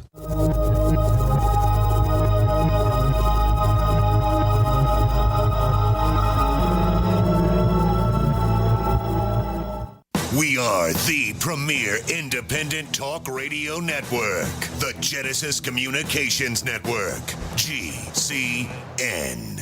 First came Attack of the Rockoids, and it was a critically acclaimed success. And now there's The Coming of the Protectors. A former military intelligence man is contacted by a space woman in a dream that turns out to be a nightmare, because evil forces on her distant planet are planning to conquer the Earth. This is gripping science fiction of the classic kind. Attack of the Rockoids and The Coming of the Protectors. Find out more at rockoids.com. That's Rockoids, ROCKOIDS.com. So here's what happened. I was placing an order online. The site went down. It took hours before it returned, but I had already placed the order with another company. If your site goes down, you could lose business. And if you have a business or personal site, you'll want to know it's easy to run and it will stay online. At iWeb, your site is hosted on one of the most reliable networks in the world. Talk to a sales rep at iWeb.com. Use the promo code TechNightOwl for a special discount. Harvest Right is the world's first in-home freeze dryer. Freeze dry your own fruits, vegetables, meats, and full meals. With Harvest Right, you can prepare foods that last 25 years, preserving its freshness, nutrition, color, and taste. All your food can be freeze-dried. So don't throw away your leftovers. Freeze-dry them with this incredible in-home money-saving freeze dryer. Go to harvestright.com to see how the Harvest Right freeze dryer works. That's harvestright.com.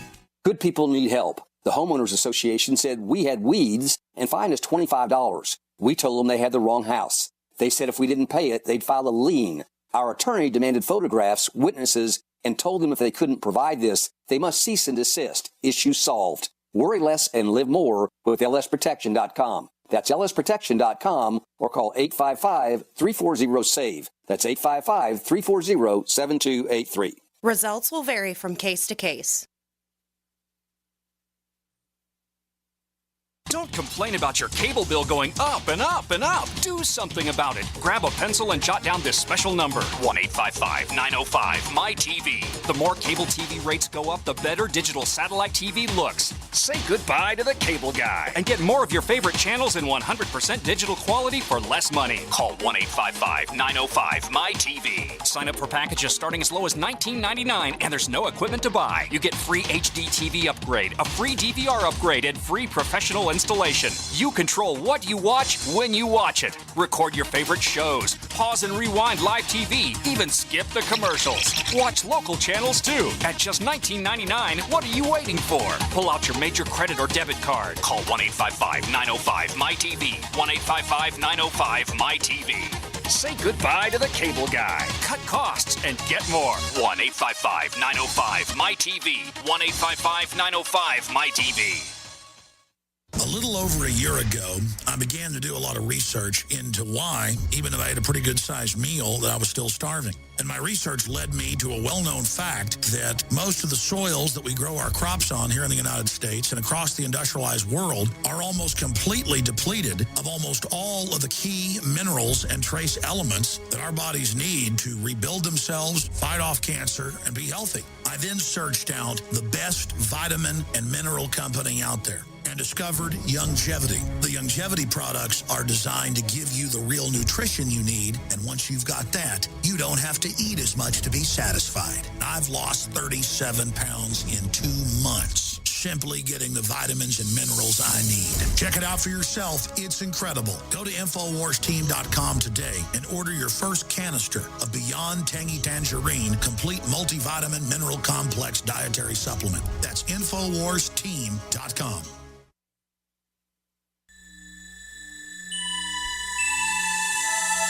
This is Jacques Vallée. You're listening to the Paracast, the gold standard of paranormal radio.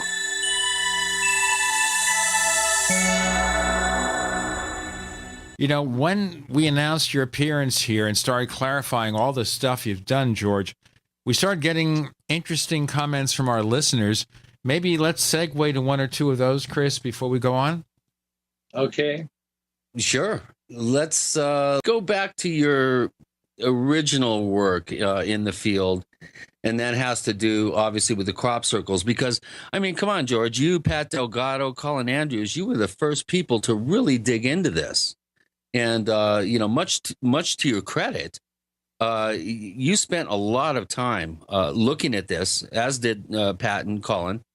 And right. I think you were the first one really to fall away from the whole thing. But we have a really interesting question from Polterwurst, who's one of our dedicated posters at forum.theparacast.com. And he wants to know, in your opinion, George, is there anything to the ball of light type phenomena being seen around crop circles? Have you ever seen anything yourself that would fit this description?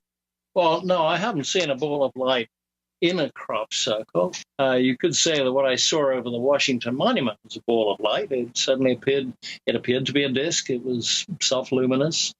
You could call that a ball of light. Now, I wrote something about balls of light on the Paracast blog yesterday, and so you have some of my views on that.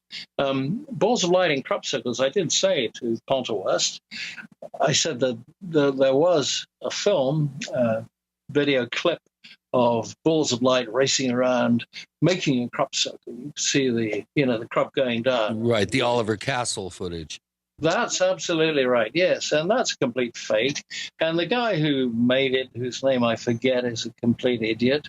And he made that bit of footage, which lost for what about 2 or 3 minutes, and tried to sell it to Colin Andrews. I forget whether Colin Andrews actually bought it or not, but it became perfectly obvious that it was a fake. And I had a friend Paul Weige, who's a bit of a computer geek, and he said, well, I could make one of those. And he made up a very similar bit of film. In fact, it was rather better quality in under half an hour. Well, we know now in the digital age, it's fairly easy for anyone proficient with After Effects and other software programs to fabricate pretty much anything, which brings up a whole subject about fakes on the internet, which we don't need to get into. But here's an interesting question from Bob in D.C. He's been a poster at forum.theparacast.com for about 7 months now, and he hasn't posted many questions, but here's a good one. What is the earliest report of a crop circle? And do they occur anywhere other than the UK and the US? Now, we're talking about real crop circles here. I was able to dig up a 1606 report of sheep mutilations around London.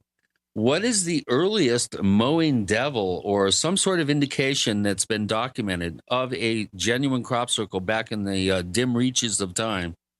Well, I'd hate to say what a genuine crop circle was, but there is this wonderful story of the mowing devil where somebody, I can't remember, somebody went out and made a crop circle, effectively a crop circle, by mowing the crop, as they called it, rather than harvesting the crop back then. And whatever it was, I think it was man-made.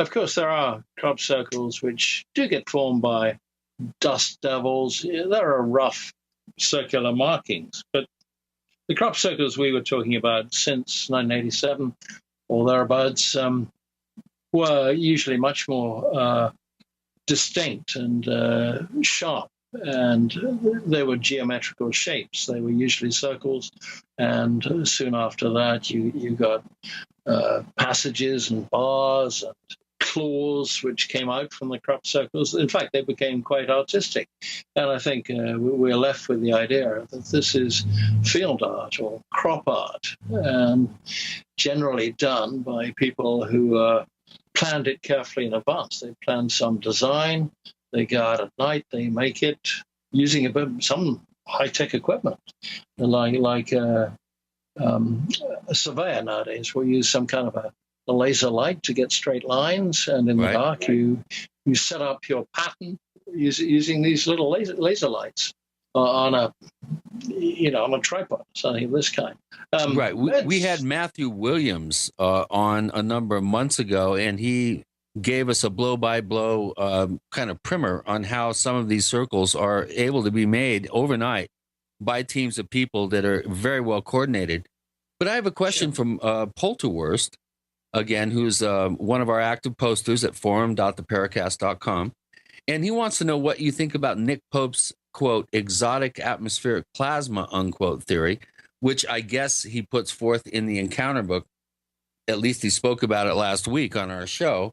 And he says, have you ever looked into Hasdallen or other ball of light phenomenon? Do you think that there's something anomalous here, or do you think it's just natural Earth lights, fault lights, that sort of thing? No, I think there is something anomalous, we could say, in Hasdallen. I mean, that's been researched for years, and all sorts of pretty strange things. You can't just say they were will-o'-the-wisp or marsh gas or something of this kind. I mean, that really doesn't fit the bill, and people are still very mystified. So there's something going on there. Not necessarily intelligently controlled lights, but something of a weird nature. And I will give Linda Hart credit. She went and did quite a bit of research at Hasdallen and came up with a lot of interesting stuff. No conclusions. I believe she thought that these were something connected with aliens, but she did a pretty good job, and she delivered that lecture at the Ozark UFO meeting one year. Well, speaking of Linda Howe, and I don't want this to become a bashing session by any stretch. Linda has done a lot of work in the field. She's tireless. She's very systematic about how she interviews people. She taught me how to interview people, actually, early on in my process. But this whole the Carré or Carrot, I think your article. The Carrot drones, yes. The California drone scenario. What do you make of attaching your reputation on something that obviously appears so suspect? Fake. Absolutely. Fake as hell. I think it's very sad that Linda believes absolutely everything. And I don't know if that's naivety or because she has a Earth Files website and this sort of sensational stuff. She is probably not too bothered whether it's true or not. She puts it up there and says, I'm a reporter. And because she makes it look as if it's true. So it is sad. And Linda still believes in everything. I mean, she still believes in that alien autopsy nonsense, which was concocted by Mr. Santilli back in 1995. I don't think there's anything which Linda doesn't sort of come out and say that's false or that's fake.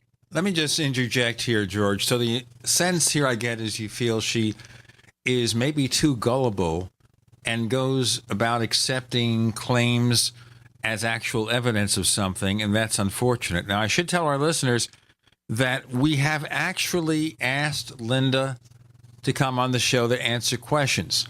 The first time I heard from her, she was, raring to go.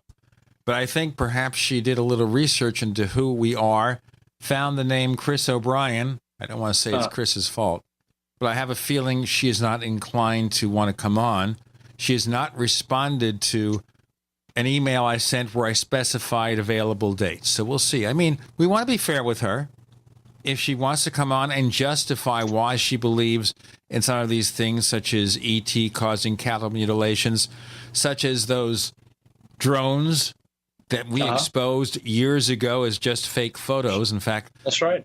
One of the people who was on our show pointed that the lettering on one of those drones actually was copied from Star Wars movies.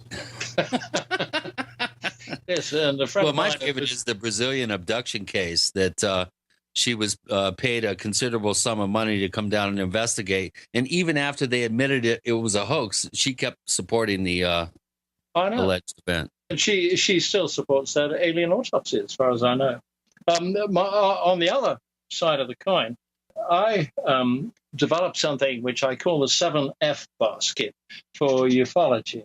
And the 7Fs stand for fantasy, fiction, fraud, false memory, fakery, folklore, and flapdoodle. And an awful lot of the UFO material, UFO stories, awful lot of stuff goes straight into that basket, which is where it belongs.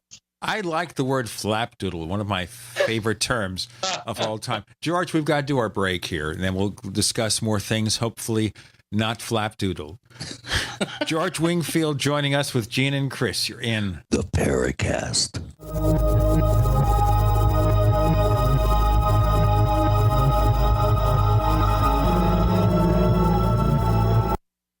We are America's largest independently owned communications network, GCN.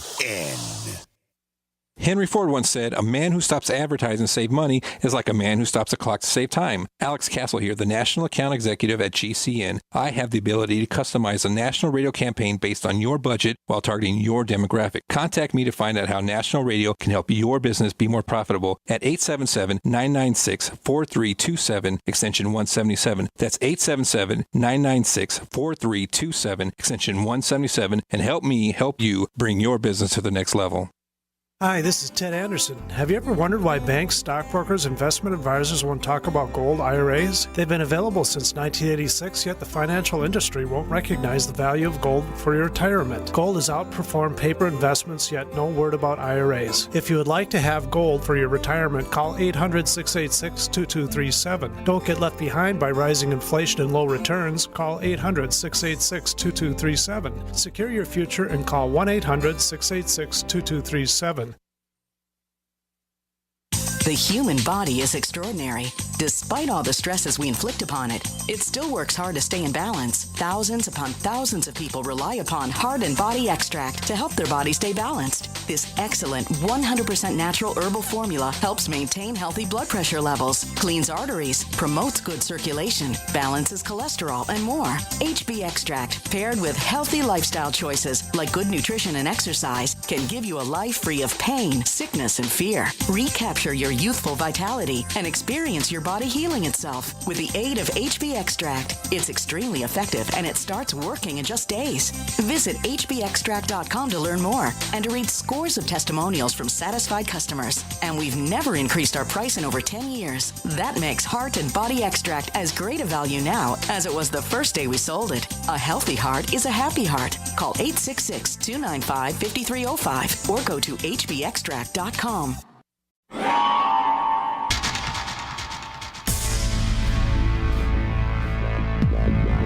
Welcome back to the Paracast, the gold standard of paranormal radio. And now, here's Gene Steinberg.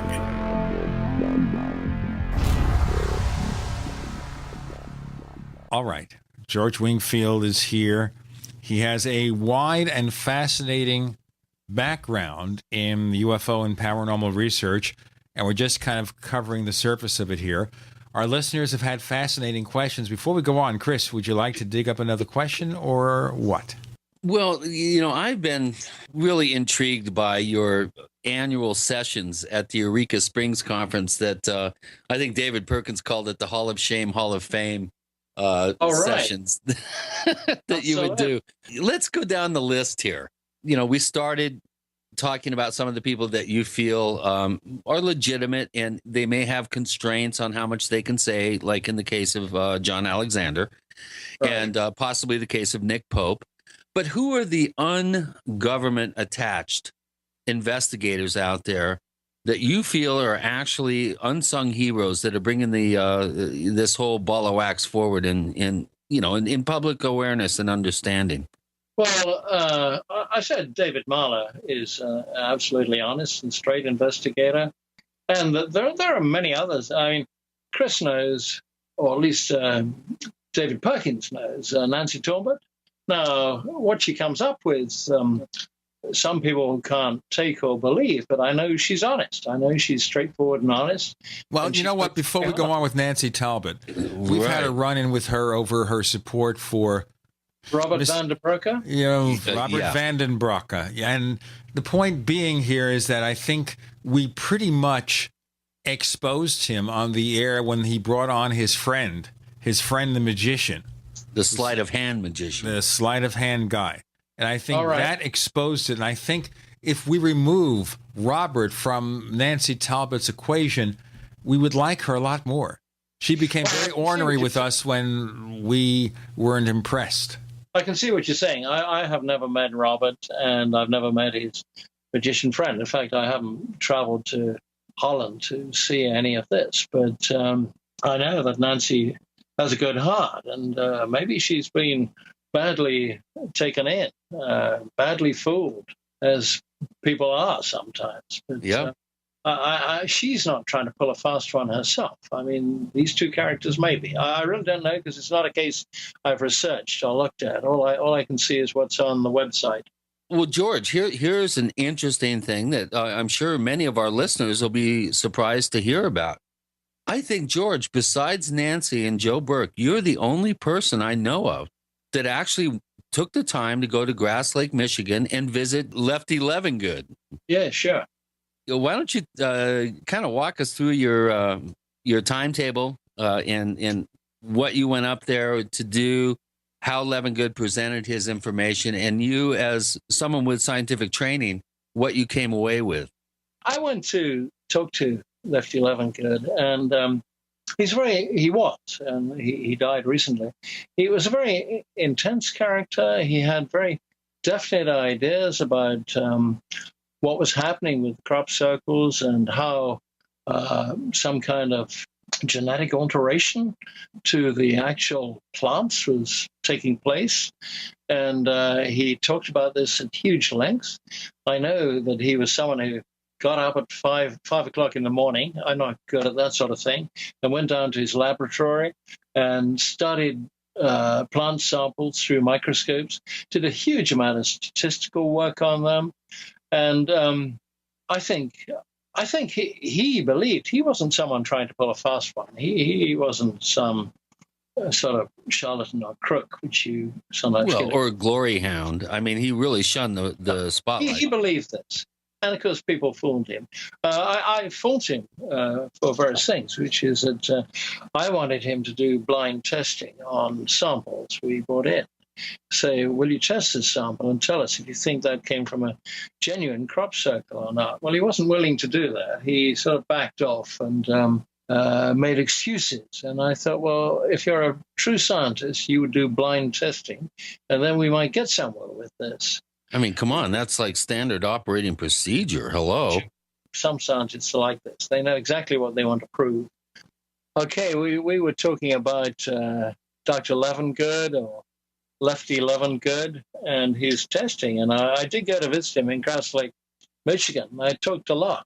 And I think he was a sincere character as regards his views of what was happening with the crop circles. I don't think he was some kind of a charlatan or a fake. I mean, his degree, his doctor qualification. No, he had a master's. He never got a PhD. That's right. Absolutely right. Yes, that wasn't genuine. And I think his master's was in forestry. But leave that alone. The trouble really was that, okay, he did an immense amount of work, and he had very decided views on what was going on. Well, what about his methodology, the quality of his science? I mean, he did a lot of real rigorous scientific testing. As someone trained in science, did you feel that he was a legitimate scientist that should have been, I think, published in Nature of all places?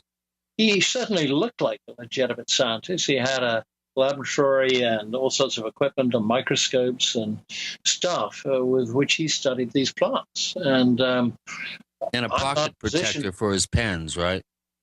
Well, I don't think too many other scientists would back up what he was saying. He tried. I think attempts were made to get other scientists to do. Why don't you carry out these tests and confirm what he's done and what he's saying? And that never happened. So Levengood was one of the good guys, maybe a little bit kind of like that X-Files poster in Fox Mulder's office. He wanted to believe, possibly. That's right. He wanted to believe. And he was easily taken in because though some of the crop circle fakers, I would say, crop circle makers, I should call them, tried out various things, one of which was to scatter a recently made crop circle with iron filings, which they bought from some science supply place. And these were scattered all over the crop circle. And people in England then sent him samples which contained these tiny iron filings. And he made up some ridiculous sort of theory of a plasma vortex having formed the crop circle. Well, hold on one second. Let me interrupt, and excuse me. I was involved in his bovine excision site study, and a case that was completely documented by the BBC, where I took plant and soil sampling. I mean, it took me many hours to do this, and also forensic samples. The particular case that I was supplying the study indicated that there was 50 times the amount of magnetite, I think it was 300 times the amount of magnetite right around the body out to 50 feet. And then the magnetite particle ratio fell off out to control levels from 50 feet out. So perhaps he was onto something. Some of the magnetite around the body that he tested appeared to have been melted by high heat into sphericals. We're talking 1, I think, to 5 microns, or 20 microns, I think, were the larger pieces. So, I think he may have been onto something, but you're saying that he was very easily hoaxed. Well, I don't know about very easily, but certainly I do know chapter and verse on this particular case where samples from 2 particular crop circles, which had iron filings scattered in them, he said this is all part of the effect, and he was suggesting some kind of a plasma vortex formed in the ionosphere and brought down with it meteoric dust. And this is what but wait a minute, wouldn't those iron filings have been melted by a high heat event instead of just be simple filings?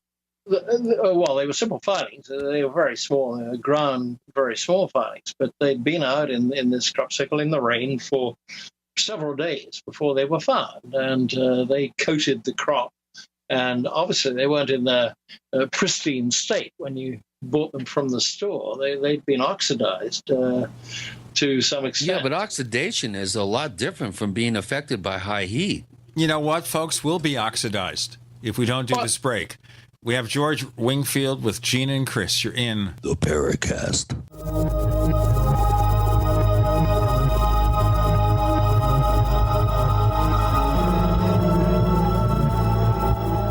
Neighbors, are you tired of dealing with a slow web hosting provider? Well, check out A2 Hosting and their screaming fast Swift server platform. They even have SSDs that load pages 300% faster than the competition. Ready to give your site a speed boost? Well, tell you what, neighbors, head on over to a2hosting.com. That's A2, that's number 2, a2hosting.com. Check out their Prime hosting account. And get this, neighbors, they're even giving you an exclusive 25% off discount for all our listeners. 25%. And remember, their Guru Crew support team is standing by 24/7, 365 days a year to answer any of your questions. Now, to get the discount, use the coupon code GENE when you check out. Friends, this is Alex Jones for MidasResources.com. For more than 15 years, I have exclusively used Midas Resources for all my precious metal needs. Whether it's bullion or collectibles you're looking for, Midas Resources is simply the best. I own my gold as a hedge against inflation. This Federal Reserve fiat currency could go the way of the Deutschmark and the Weimar Republic anytime. In these historically dangerous times, it makes sense to physically hold gold and silver. Midas already has some of the best deals in the industry. But if you give them a call and mention the radio special, they will give you a list of the day's super specials. Midas brokers are standing by to answer all your questions at 800-686-2237. They also have a lot of informative free literature explaining the opportunities and risk of holding precious metals. They are ready to answer your questions at 800-686-2237. Again, that's 800-686-2237.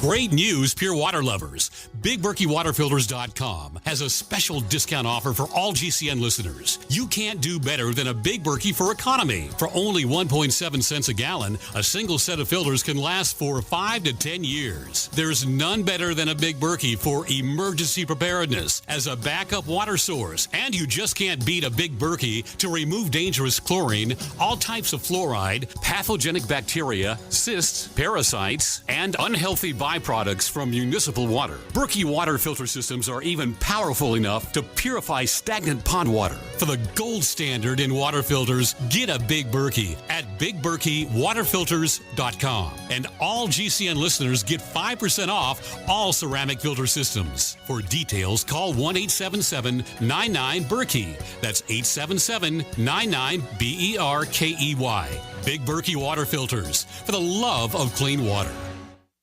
The human body is extraordinary. Despite all the stresses we inflict upon it, it still works hard to stay in balance. Thousands upon thousands of people rely upon Heart and Body Extract to help their body stay balanced. This excellent 100% natural herbal formula helps maintain healthy blood pressure levels, cleans arteries, promotes good circulation, balances cholesterol, and more. HB Extract, paired with healthy lifestyle choices like good nutrition and exercise, can give you a life free of pain, sickness, and fear. Recapture your youthful vitality and experience your body healing itself with the aid of HB Extract. It's extremely effective and it starts working in just days. Visit hbextract.com to learn more and to read scores of testimonials from satisfied customers. And we've never increased our price in over 10 years. That makes Heart and Body Extract as great a value now as it was the first day we sold it. A healthy heart is a happy heart. Call 866-295-5305 or go to hbextract.com. We'd like to hear from you. If you have a comment or question about the Paracast, send it to news@theparacast.com. That's news@theparacast.com. And don't forget to visit our famous Paracast community forums at forum.theparacast.com. You know, some people get at me for allegedly telling jokes or bad jokes, but the worst I do is a pun. That's not a joke. Look up the definition, critics. We have George Wingfield with Gene and Chris on the Paracast. George, you were about to say something when we had to do that break. Well, I was talking about whether high heat was involved or not.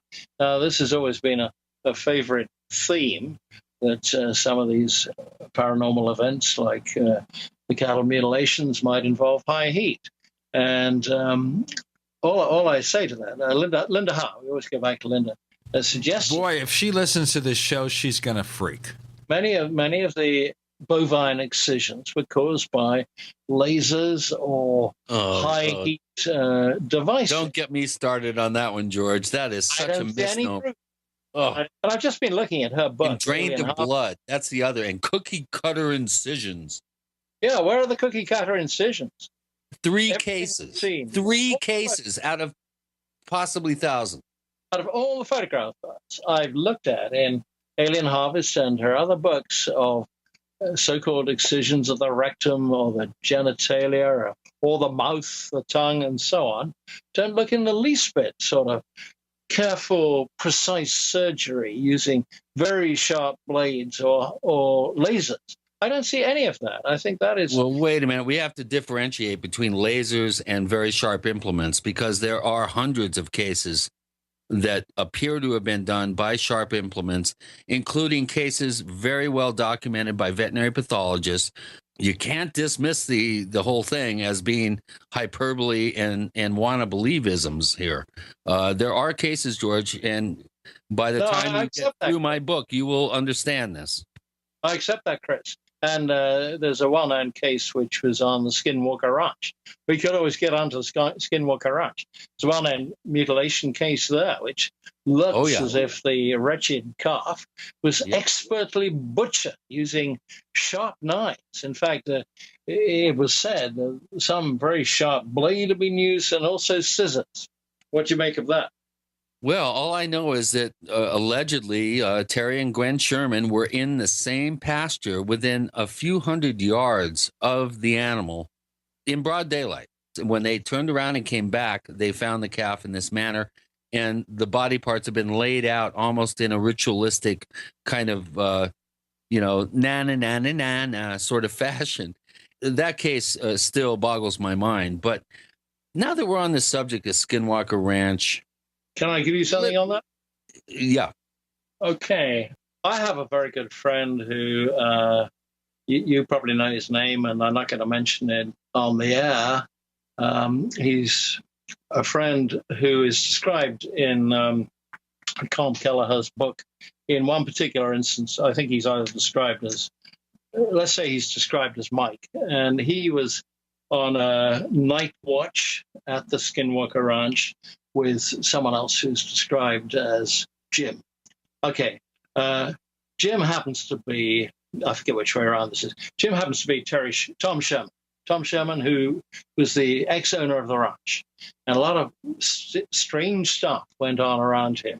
Yeah, Terry Sherman. Terry Sherman? Yeah, sorry. Tom Gorman was Tom the Gorman pseudonym. is the name used. Okay, Terry Sherman. And this particular incident, which I really have in great detail, was there's a completely different account is given by Colm Kelleher and George Knapp, and also by John Alexander, to what really happened. So let me just read you this bit. These two are up on a ridge, about 60 foot up above the ranch house. It's about midnight. Now, my friend is looking down, and he sees a light. A light appears. The light gets somewhat brighter, and he shows Terry Sherman the light. They're both looking at it through night vision scopes, and it's Terry who jumps up and down and says, he says, "Oh my God, there's a shadow coming out. It's a portal. There's a creature coming out of it." Now, okay, that is Terry Sherman who is saying all this. My friend, who's right beside him, is not seeing any of this. He's also got binoculars. He's got night vision binoculars. He's not seeing any of this. And Harry Sherman jumping up and down and producing what eventually becomes a Skinwalker myth. And clearly it sounded as if he was seeing this, but my friend could see nothing of it. So either with his night vision binoculars or with Terry's, which were handed to him. But he didn't start taking photographs because there was this light down there. It was a very dim light, and he just took photographs. So when a flashlight shone down towards the spot, there was nothing there, and they later failed to find any footprints or disturbance in the dirt below. So we have two completely different accounts from the two observers. And this is something I've seen with UFOs, so this might have been something genuine. Yeah, that's different people see different things. Yeah, it's routine. I've had cases where up to a dozen people have allegedly been in the same proximity to one another and all observing an event. And there's always at least one or two or three people that don't know what the heck anybody else is talking about. Sure. Absolutely. That hits the nail on the head. Now, whether this is just going on in certain people's heads, or whether this is something objective out there which is going on, which for some reason cannot be seen by everybody. That's what I don't know, and that's what we really have to look very carefully at. Well, I really think this is a very fruitful avenue of investigation and research, how certain individual perceptions can coalesce with other people's perceptions, and yet you have the odd man out, or a witness or two or three who have no idea what everybody else is talking about. And I think this is a really crucial clue into possibly gaining insight into this particular phenomenon that you're describing, let's say on the Skinwalker Ranch. Now, this wasn't the event where the large humanoid creature was seen struggling to crawl out of this particular, iris-like aperture opening in the sky, was it? Exactly that event. I think we got cut off in the middle just now. So maybe you missed me saying that. So I went back. But yes, this was the allegedly large humanoid-like creature, dark creature, came out of this tunnel of light. That was the light down below, and shuffled off into the darkness. And that is the event which is seen by Terry Sherman, but it was not seen by my friend who was right alongside him. Your friend has been called a world-class physicist. Is there any correlation between Mike and possibly Eric Davis? Or No, this is not Eric Davis. Coming next week on the Paracast, we'll be featuring Ted Rowe from NARCAP. A lot of great information will be heard about unidentified aerial phenomena, which is what they call UFOs. But right now, we have George Wingfield joining us with Gene and Chris. You're in the Paracast.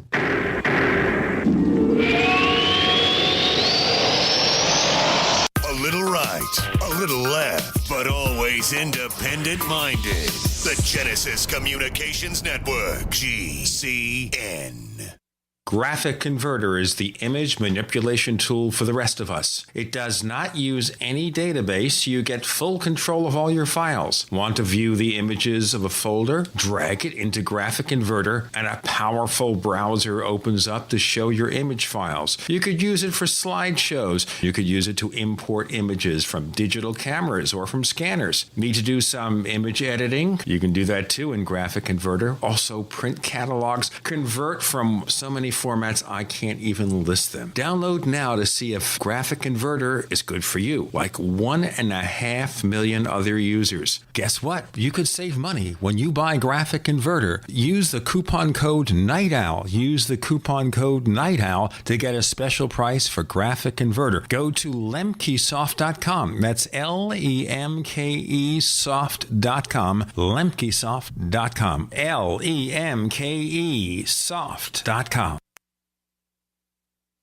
I will never forget the day my son Jeremy told me he hated me and slammed the door in my face. I'm behavioral therapist Janet Lehman. Behavior problems can turn the child you love and your life into a nightmare. That's why my husband James and I created the Total Transformation, the step-by-step program that shows you how to fix the worst behavior problems and get your child to respect and listen to you again. No matter what the behavior, defiance, backtalk, angry outbursts, disrespect, we can help you stop it. Now you can get the Total Transformation for free. All you need to do is get the program and let us know how it works for you. You can keep it forever for free. Limited number of free programs available. Call now. 1-888-912-1595. 1-888-912-1595. That's 1-888-912-1595. 1-888-912-1595. For over 5 years, you've been hearing about the Berkey Guy, so you may know a few things about him. For example, you are well aware of the superior quality and effectiveness of Berkey water filters and accessories. But did you know the Berkeys have had independent lab tests done to prove just how effective they are? It's true, and he can email you the test results. Just visit goberkey.com. You may also know that the Berkey Guy has helped tens of thousands of people get better prepared. Now here's something you may not know. GoBerkey.com has amazing specials and deals all the time on a wide variety of survival and preparedness products, most ready to ship same day. Visit The Berkey Guy at GoBerkey.com and be sure to click the red Products on Sale Now button. You can always call toll-free 877-886-3653. Again, that's 877-886-3653. GoBerkey.com, home of The Berkey Guy. Springtime is save big time at Herbal Healer Academy. Long-term customers know spring is the time to stock up at herbalhealer.com. And for new customers, welcome to the web's best place to save on vitamins, minerals, and more. Log on for spring specials, including our 500 parts per million colloidal silver, all sizes on sale. Choose from Herbal Healer's great variety of weight loss products like apple cider vinegar, Hoodia and Metabolic Complex, and Pro Metabolic, all on sale now. Also, the anti-parasite intestinal freedom and Warwood Plus Complex, plus stevia liquid sweetener and the super enzymes, all on sale for spring at herbalhealer.com. As always, we offer certificate correspondence courses in natural medicine. Enjoy same-day shipping and free online newsletter. Log on now to herbalhealer.com and click on Spring Specials to save big with our nation's leader in supplying quality natural medicine and education since 1988, Herbal Healer Academy. Hi, this is Nick Pope. You're listening to the Paracast. Chris is in a special mood there. You can tell that. George, you were about to name someone, and we had to cut you off after that because we ran out of time for that segment. Let's go on. Well, let's just call him Mike, and he comes from Canada. I've known him for 20 years, and he's a very good friend of mine. He came to my wedding in Las Vegas, and he's absolutely reliable, and he's extremely open to paranormal stuff and quite prepared to believe in everything of this kind. But yeah, he didn't see a thing. He didn't see a thing. Was not able to corroborate what Terry Sherman saw. No, he saw a light. He saw a fairly dim light, which was anomalous. There shouldn't have been a light there. It was down, not quite at ground level, probably about 6 feet up in the air, quite near the ranch house on the Skinwalker Ranch. He could see that. And it grew a bit brighter and then faded again. But Terry Sherman was seeing all this stuff going on, something like a Bigfoot coming through a portal and jumping out. This is what he said.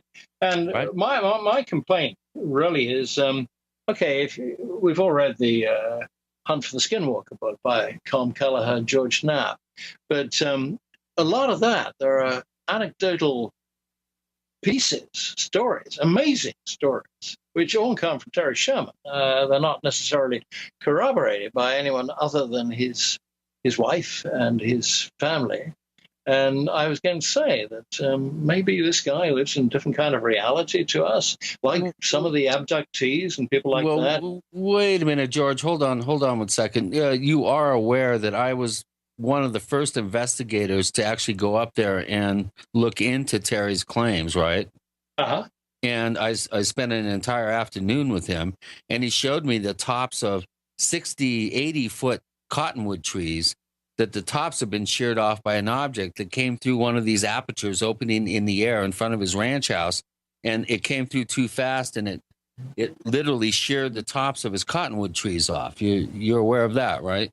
I didn't know about the cottonwood trees, but I put this one to John Alexander, and John Alexander's and the NIDS team spent a lot of time talking to Terry Sherman, and they were all convinced, so John tells me, and others, that he was telling it straight, and there wasn't any kind of a scam going on there.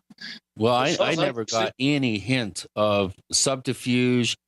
The guy was obviously in fear for the safety of his family.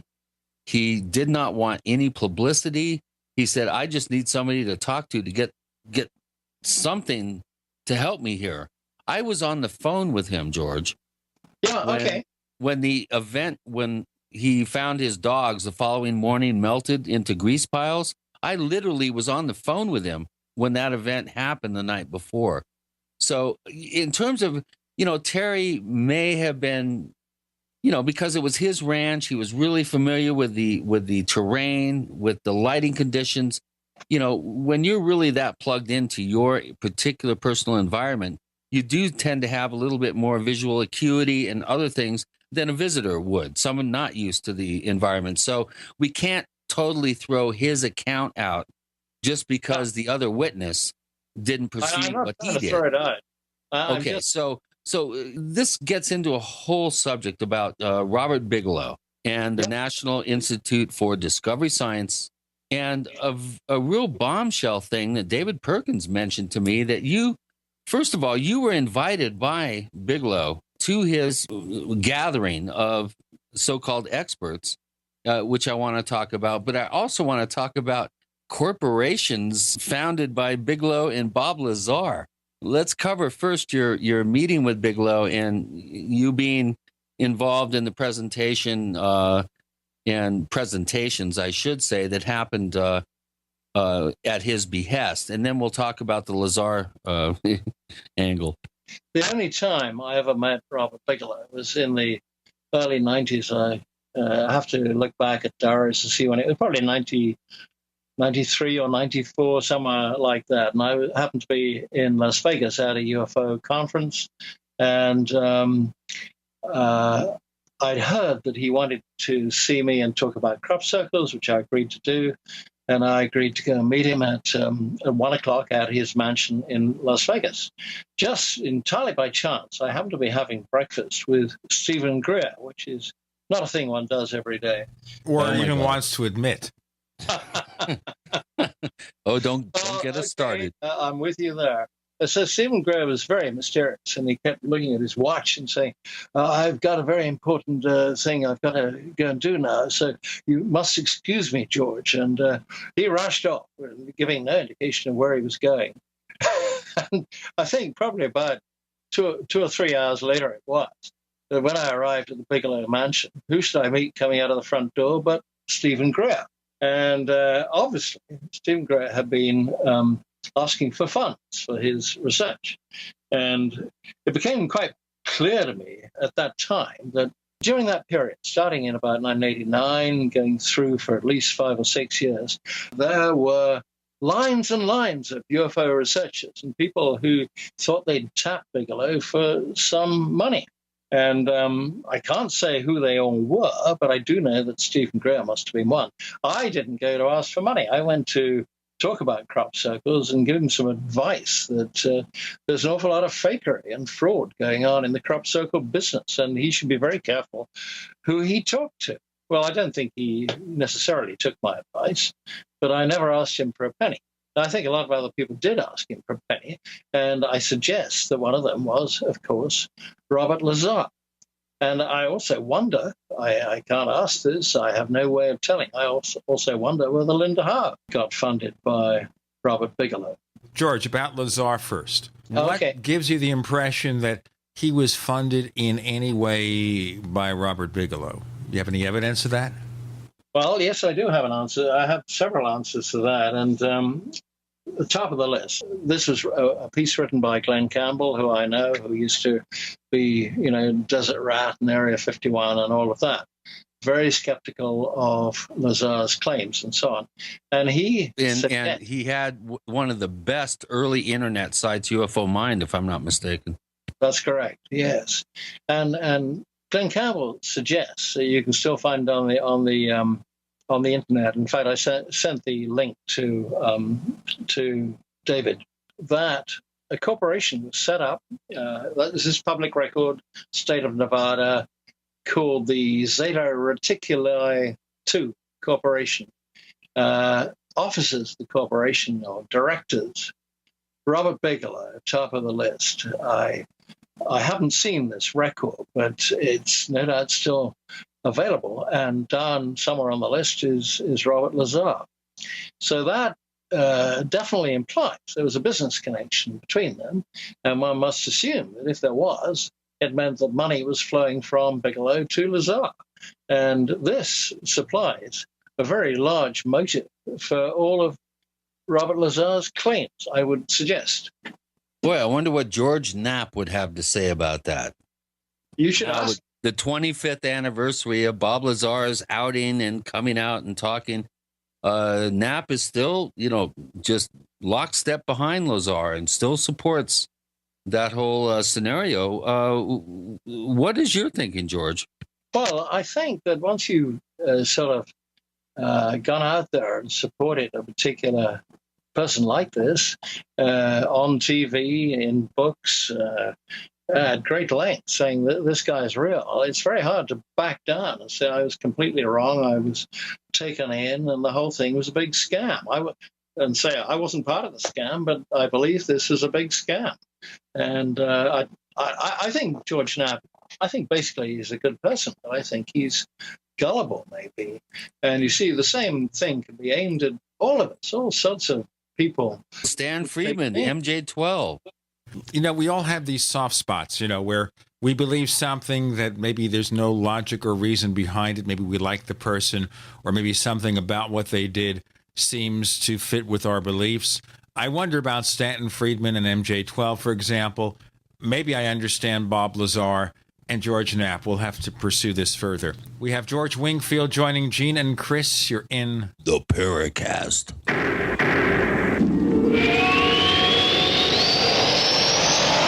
Independently leading the way for the nation. Compelling talk for every political persuasion. We are GCN. Attack of the Rockoids has been well received by critics and readers alike. It's a thrill-a-minute story you'll never forget. A former U.S. military intelligence officer is haunted by intense dreams about a beautiful woman pleading for his help after a terrible battle in outer space. But the dreams turn out to be true and thrust him into a telepathic love affair with a woman whose faraway planet is intent on destroying the Earth. And now the gripping tale continues in The Coming of the Protectors. It's the second book of the Rockoids trilogy, a galaxy-spanning adventure that pits our hapless heroes against powerful, fanatical enemies that threaten the lives of freedom-loving beings everywhere.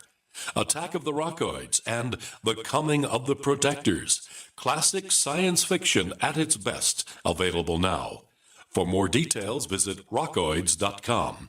That's ROCKOIDS.com. American gardeners and fellow patriots, make the right choice with your money, time, and your family food supply. Choose 100% pure heirloom seeds in the Survival Seed Vault from MyPatriotSupply.com. Why spend more? The Survival Seed Vault from MyPatriotSupply.com is only $37.95 and includes 20 varieties of pure, hardy, easy-to-grow heirloom seeds. Yes, only $37.95. That's 70% less than our competitors. You could buy 3 Survival Seed Vaults for less than one of theirs. The Survival Seed Vault from MyPatriotSupply.com includes detailed planting and seed-saving instructions and ships same day. Plus, all orders over $49 ship free. MyPatriotSupply.com is American-owned by patriots like you, passionate about freedom and preparedness. Call now, 866-229-0927. That's 866-229-0927. Or discover more emergency preparedness items when you order at MyPatriotSupply.com. Choose the original. Choose the Survival Seed Vault at MyPatriotSupply.com. This alert just came in. This special announcement is for business owners and leaders of organizations who've been waiting for the right time to build. General Steel has made it impossible to wait any longer with rock-bottom prices that could save you thousands. That's right, General Steel, America's leader in pre-engineered structures, is offering buildings at prices you will never see again. Don't miss these prices. A 50 by 100 for $35,000. You heard right, that's 5,000 square feet for $35,000. Manufacturers, if you need a larger building, try a 100 by 100 commercial building for $129,000. You can't afford to rent with these prices. Imagine a 70 by 100-foot church building for under $69,000. With the economy improving and interest rates still at historic lows, you can't afford to wait. So call 866-91-STEEL. Lock in your price now. Call 866-91-STEEL. That's 866-917-8335. Have you ever noticed how many sick and miserable people there are? I'm serious. I'm talking about people of all ages who have conditions and diseases which affect their quality of life. Most of them seem to have one thing in common: polypharmacy. That is, dependence on multiple prescription drugs with side effects that actually make them sicker and sicker, not healthy. The good news is that people are waking up to the fact that if you supply your body with all of the nutrients it requires, you will feel better, be healthier, and have a better life. It's important to know that Beyond Tangy Tangerine is the most amazing, great tasting, comprehensive nutritional supplement. Besides supplying all the vitamins our bodies need, it also supplies the necessary minerals that are required for the vitamins to kick in. Look, folks, I'm hooked on it, and I think if you try it, you'll become hooked. This stuff really works. That's why I'm urging you to make it part of your daily health regimen. Visit InfoWarsTeam.com to secure your canister of Beyond Tangy Tangerine today. Sign up for auto ship and save on shipping costs. That's Beyond Tangy Tangerine at InfoWarsTeam.com. Hi, this is Don Ecker, and you are tuned into the Paracast. Let me tell you what, you're going to hear stuff here that you probably won't hear anywhere else. Hear that, George Snorri? George Wingfield, can you believe that we're just about out of time? We have one more segment to do. And we were talking about these people such as Lazar and Knapp and the fact that some people get taken in by claims that just shouldn't be accepted as real. That's absolutely right. There are a lot of people in this business who are charlatans, crooks, Business. liars. Operative word. Wait a minute. You said in this business, and that is really important. The UFO business, can I say? There's certain people you just simply should not believe, and you should look very, very carefully at what they're claiming. I suggest that Bob Lazar is one of them. I have a little list here of certain others we can. Yeah, inquiring minds are ears are open.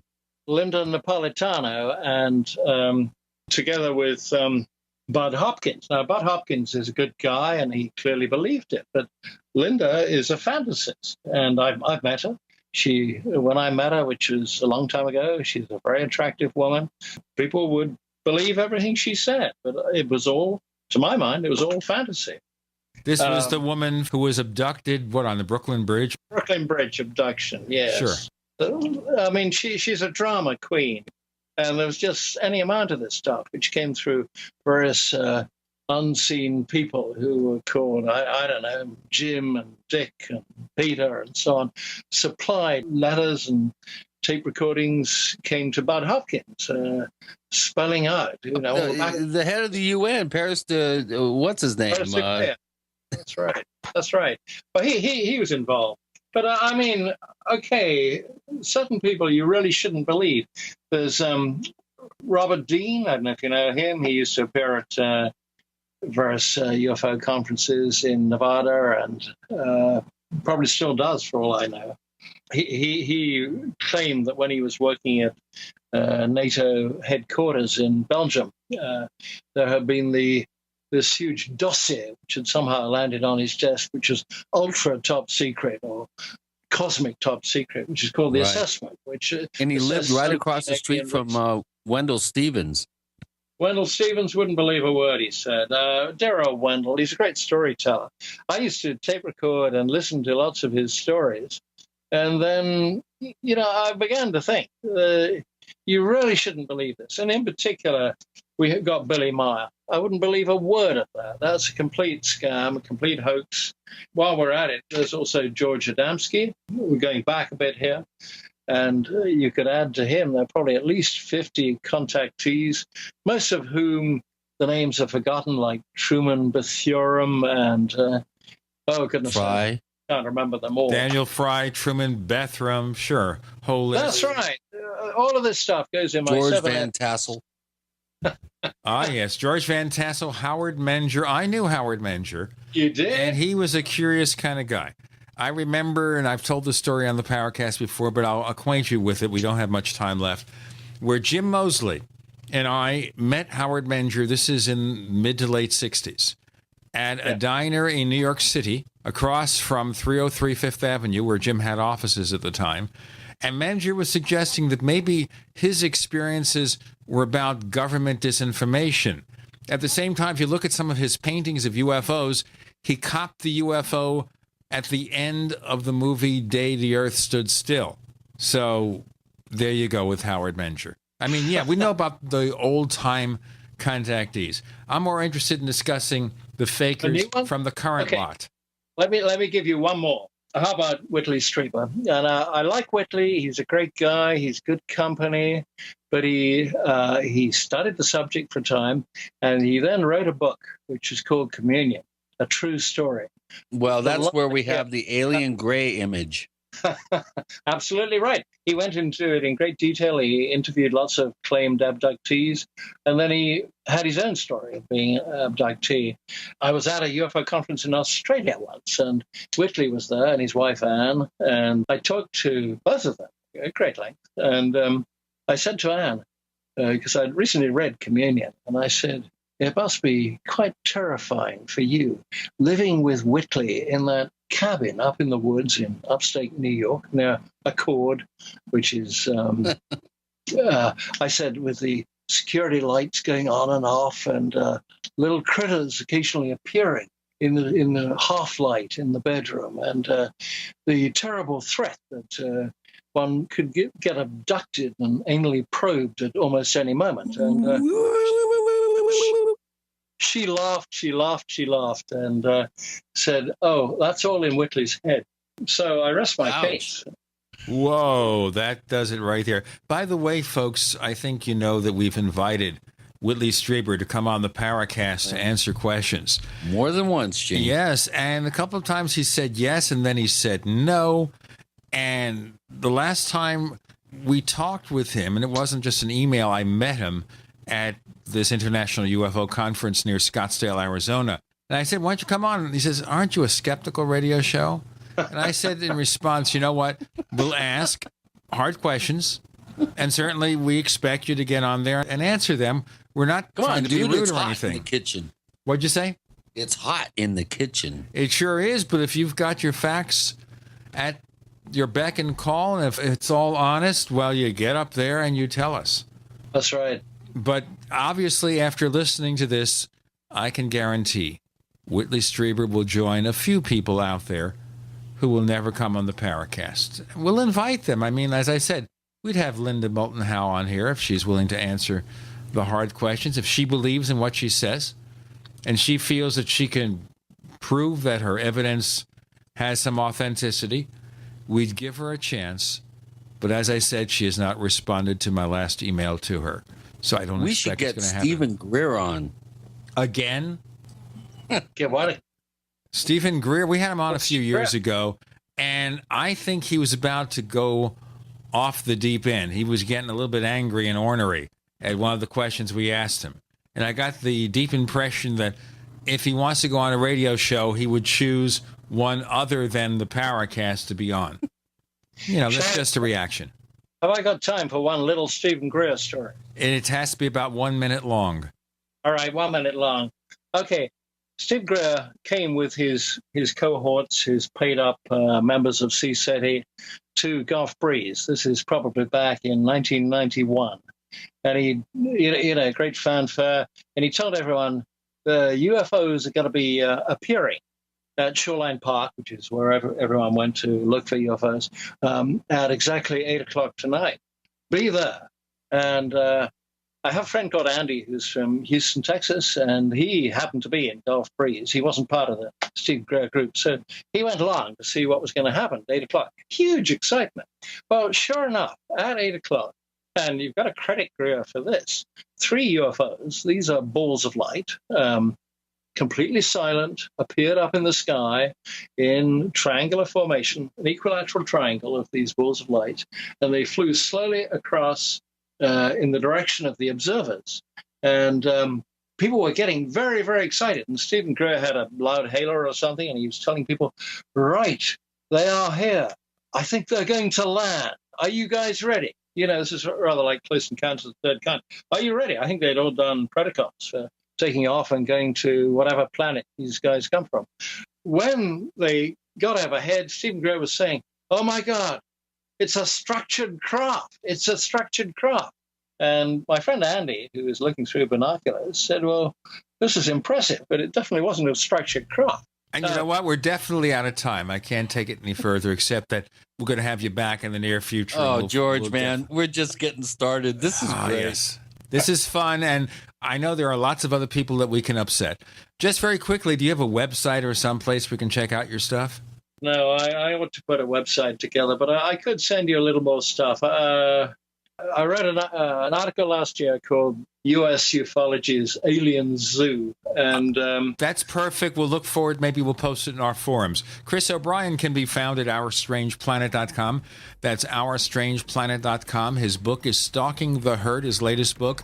If you buy it from him, he gets all the profit, and he also signs it for you. You can check us out on Twitter, where we're known as the Paracast. It's the Paracast on Twitter. Check out the Paracast Fan Club on Facebook. And check out our main web portal, theparacast.com, where you can download every single episode of the show. George Wingfield, thank you for joining us on the Paracast. I was delighted to be on. Thank you very much.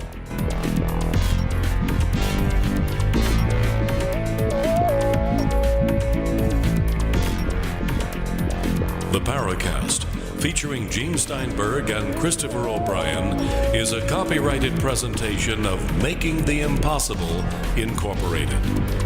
Tune in next week for a new adventure in The Paracast.